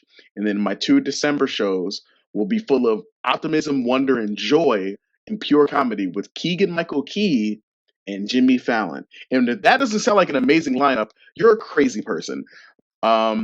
One reason you should vote for me is it's returning hosts. You know that they can do the job. Each one of these people is insanely funny in their own way. I see each of these people killing in either a sketch or having some kind of like just really out there monologue.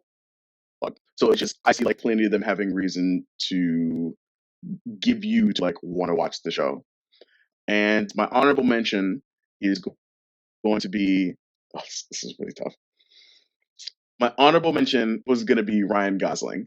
That was going to be my honorable mention pick. Yeah, it's a good pick. Okay, Halle, please read out your team, and really great job on your first podcast with us. It was just so fun to get to hear from you. So really great job, Halle. Please read out your team and tell us why people should vote for your team. Okay, perfect. I start out with Tina Fey, and then John Mulaney, then Andy Samberg, then Tracy Morgan, then Fred Armisen, to Jeff Goldblum, to Carrie Fisher, to Ryan Reynolds, and finally the Christmas episode hosted by Dolly Parton. I think this is such a good blend of talents. You have some like very like comfort familiar faces like Tina, John Mulaney, and Andy Samberg. And then you also have some people that you just don't think of that often, like Jeff Goldblum. There is so much potential there, especially with just like the weirder the sense of humor with the show is getting, the more I'm like, I wish we could see Jeff Goldblum right now. That would be so good. And it ends with such a strong finish with Dolly Parton. Who else is better for a Christmas episode? That is so perfect. So I think it's a very nice blend of a season right there. And my honorable mention is going to have to be Robert Downey Jr. Okay. Yeah. That is a very, very fun pick. Nicole, let's hear from you. Read us your team and tell us why people should pick it as the team to watch in season 47. Got it. Okay, so premiere, we're going Melissa McCarthy. Episode 2, Paul Rudd. And then following that, Harry Styles, which will be double duty. And then we've got Tiffany Haddish. We've got Dwayne "The Rock" Johnson, Julia Louis-Dreyfus, Gwyneth Paltrow, Jason Sudeikis, and Joan Rivers. And here's my argument. We have 3 5-timers on my list. We have 2 people who won Emmys for their hosting gigs specifically, and several other Emmy winners who won Emmys for other things. Almost everyone on my list is an Emmy winner. A few have broken records for their Emmys. We've got 2 former cast members who have both gone on to star in their own sitcoms, both of which have broken records, tons of records. We've got 1 lifestyle entrepreneur, founder, and CEO who is breaking barriers in the sexual and health space and female empowerment and doing things no one else has done in the business world, which, you know, great. And yeah, we've also got 1 lifetime icon who was taken from us. And I'm not asking for those, you know, emotional sympathy sad points for Joan Rivers, but I think she'd appreciate it if she knew that's what I was doing. So come on, my team is stacked. Let's like be real. And then I'm going to give you two honorable mentions: Lin-Manuel Miranda and Saoirse Ronan. And Saoirse Ronan would be the Anya Taylor-Joy effect. If I think she'd be a great Christmas episode in the way that Anya Taylor-Joy was like, oh wow, she anchored that, she held it down. That's what she would be. Okay. Sammy, over to you for your team and why people should vote for them. John, I'm looking at this lineup and I'm like, man, like look at this lineup. All right, season premiere. We have Scarlett Johansson coming off the biggest movie of the summer with Black Widow hosting the season premiere. Then we have Conan O'Brien, a legend in the comedy space, who, just ended his show, and, it'd be a nice homecoming sort of situation, a la, Adam Sandler coming back or Eddie Murphy coming back. Then you have Martin Short, again, another iconic former cast member. And then next we have Miley Cyrus, who, could be pulling double duty in this episode. We don't know, but we do know it would be a great episode of the show. Then we have Kumail Nanjiani, Timothy Chalamet. The Thanksgiving episode, I mean, free Britney. We have Britney Spears for the Thanksgiving episode. This is one that you're not going to want to miss, in the vein of a Kim Kardashian or an Elon Musk, or something that would, bring so many people in to kind of see like what is going to happen. Then we have Jonah Hill for the first episode in December. And then finally, a lot of my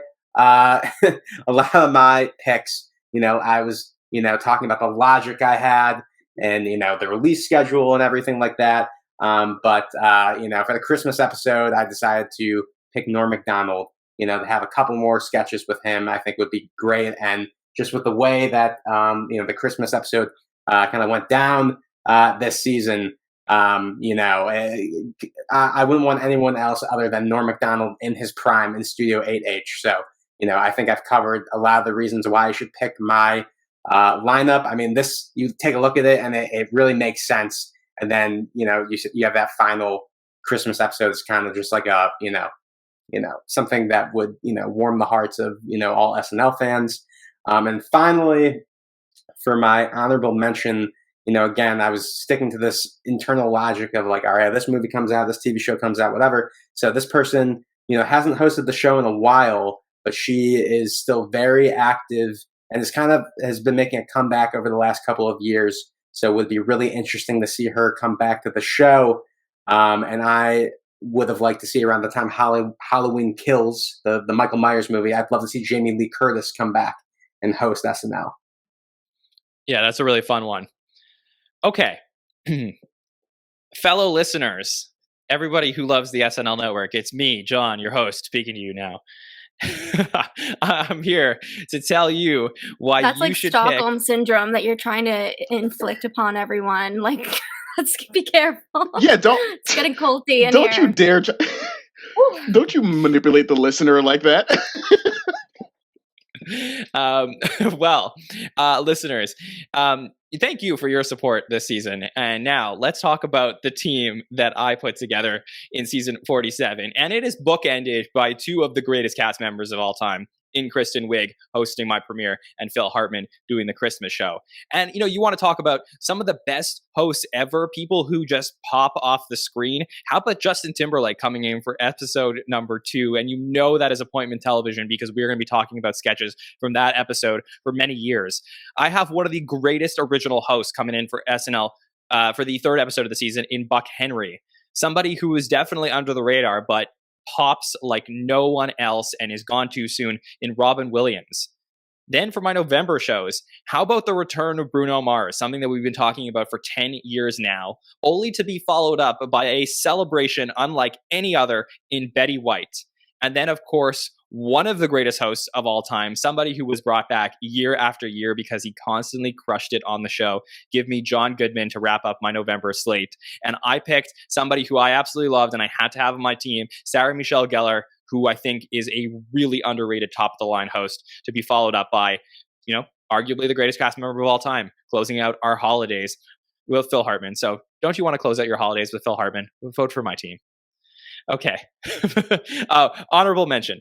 I would like to also say somebody I had on my list, and I have a few people I didn't pick, but just for the, the purpose of giving you one that I think nobody else would say, but an episode I actually enjoyed, and I think I would love to see this person come back and host again. It would be fun.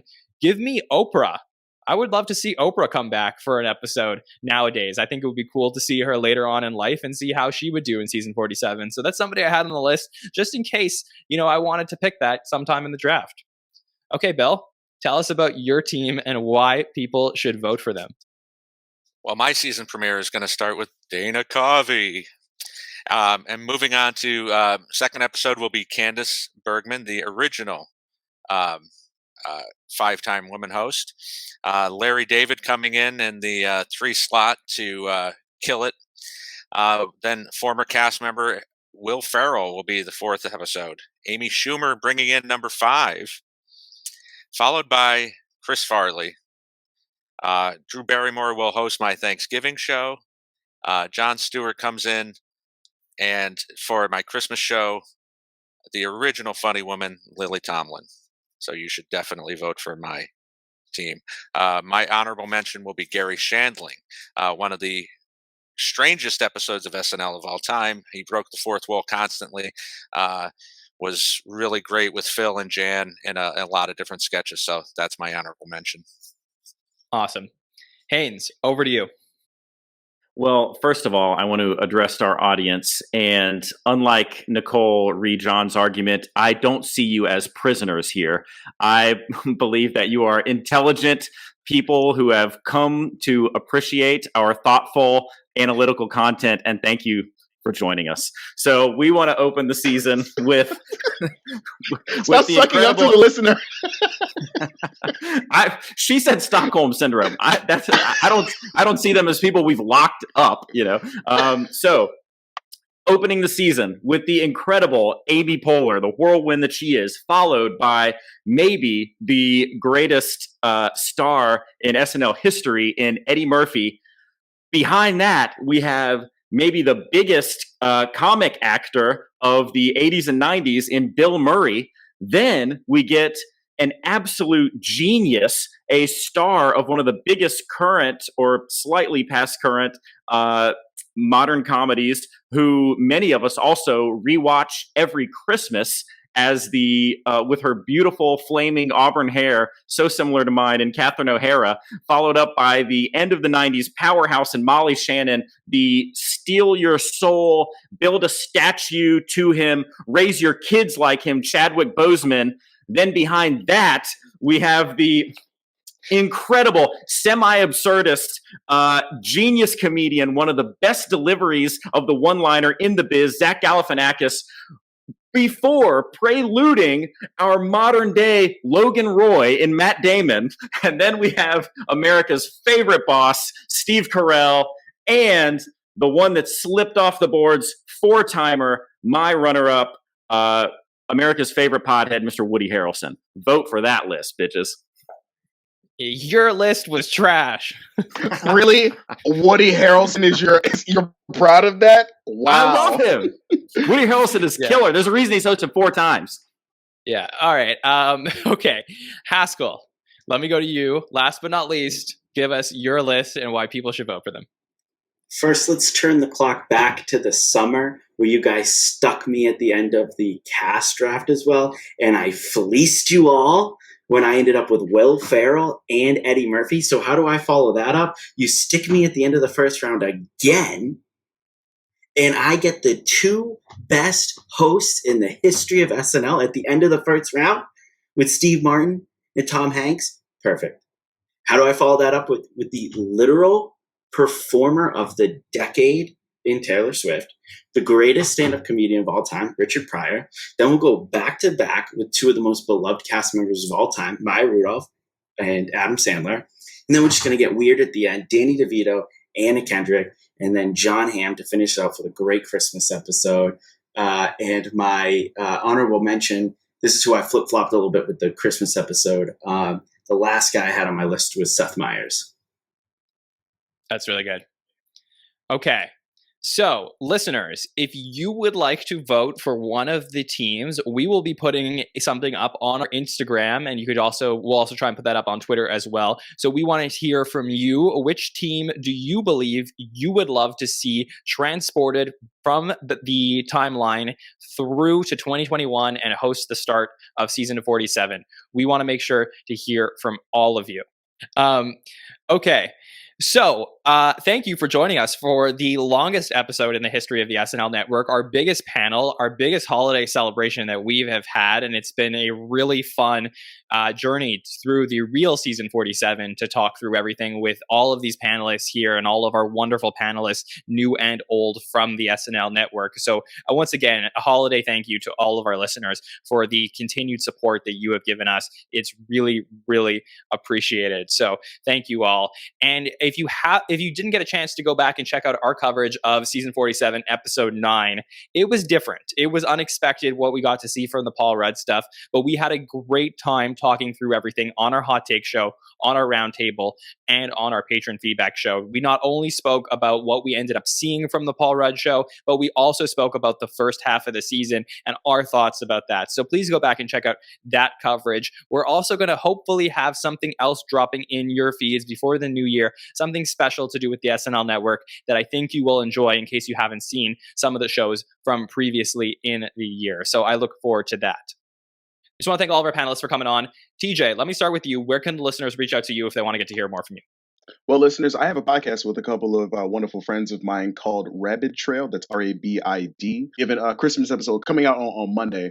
And you can follow us at We Are Rabbit Trail on Facebook, Instagram, and Twitter. And you can also find me at King Compliment on Instagram and TikTok if you have problems with my opinions on Taylor Swift as a musical guest. Yeah, I said Got it. Okay. Halle, great job on your first podcast. Where can people reach out to you if they want to hear from you? You can find me on Instagram at Halle Marie DP, and you can find me on Twitter at Oops It's Halle. All I do is tweet about SNL, but sometimes I have good stuff. So no, you have great opinions, and it's been really great to work with you this fall. And I'm looking forward to continuing to doing great work together with you at the SNL Network going into 2022. Nicole, thank you for joining us. I know it's been a long night and you're a little delirious, but I appreciate it. So where can people reach out to you? Yes, I'm definitely delirious, but I'm honored to be on the longest SNL Network podcast to date with the largest panel. It's really an honor, so I'm happy. It's worth the delirium for sure. You can find me at Nicole Rovine on Instagram, Twitter, and TikTok. All three. I've been working on all three, talking SNL and lots of other pop culture things. Depending on the day, it's always some other intense hyperfixation that I have going on. And then also the new Hollywood Dish podcast. I won't keep plugging it every time I'm on, but we started it on the SNL Network. It's me and Rebecca North. We're talking about pop culture, what's in the news, usually how it relates to the upcoming SNL that week. So we do it on SNL on weeks, and we kind of get you prepared for an SNL episode, but also if you just want to sit back and listen to people give you the scoop on what's going on in pop culture, then that's where we are. And then, of course, John will plug the SNL socials, but obviously you can always DM me or John through those, and we love talking to you on there as well. For sure. Sammy Kay, where can people reach out to you?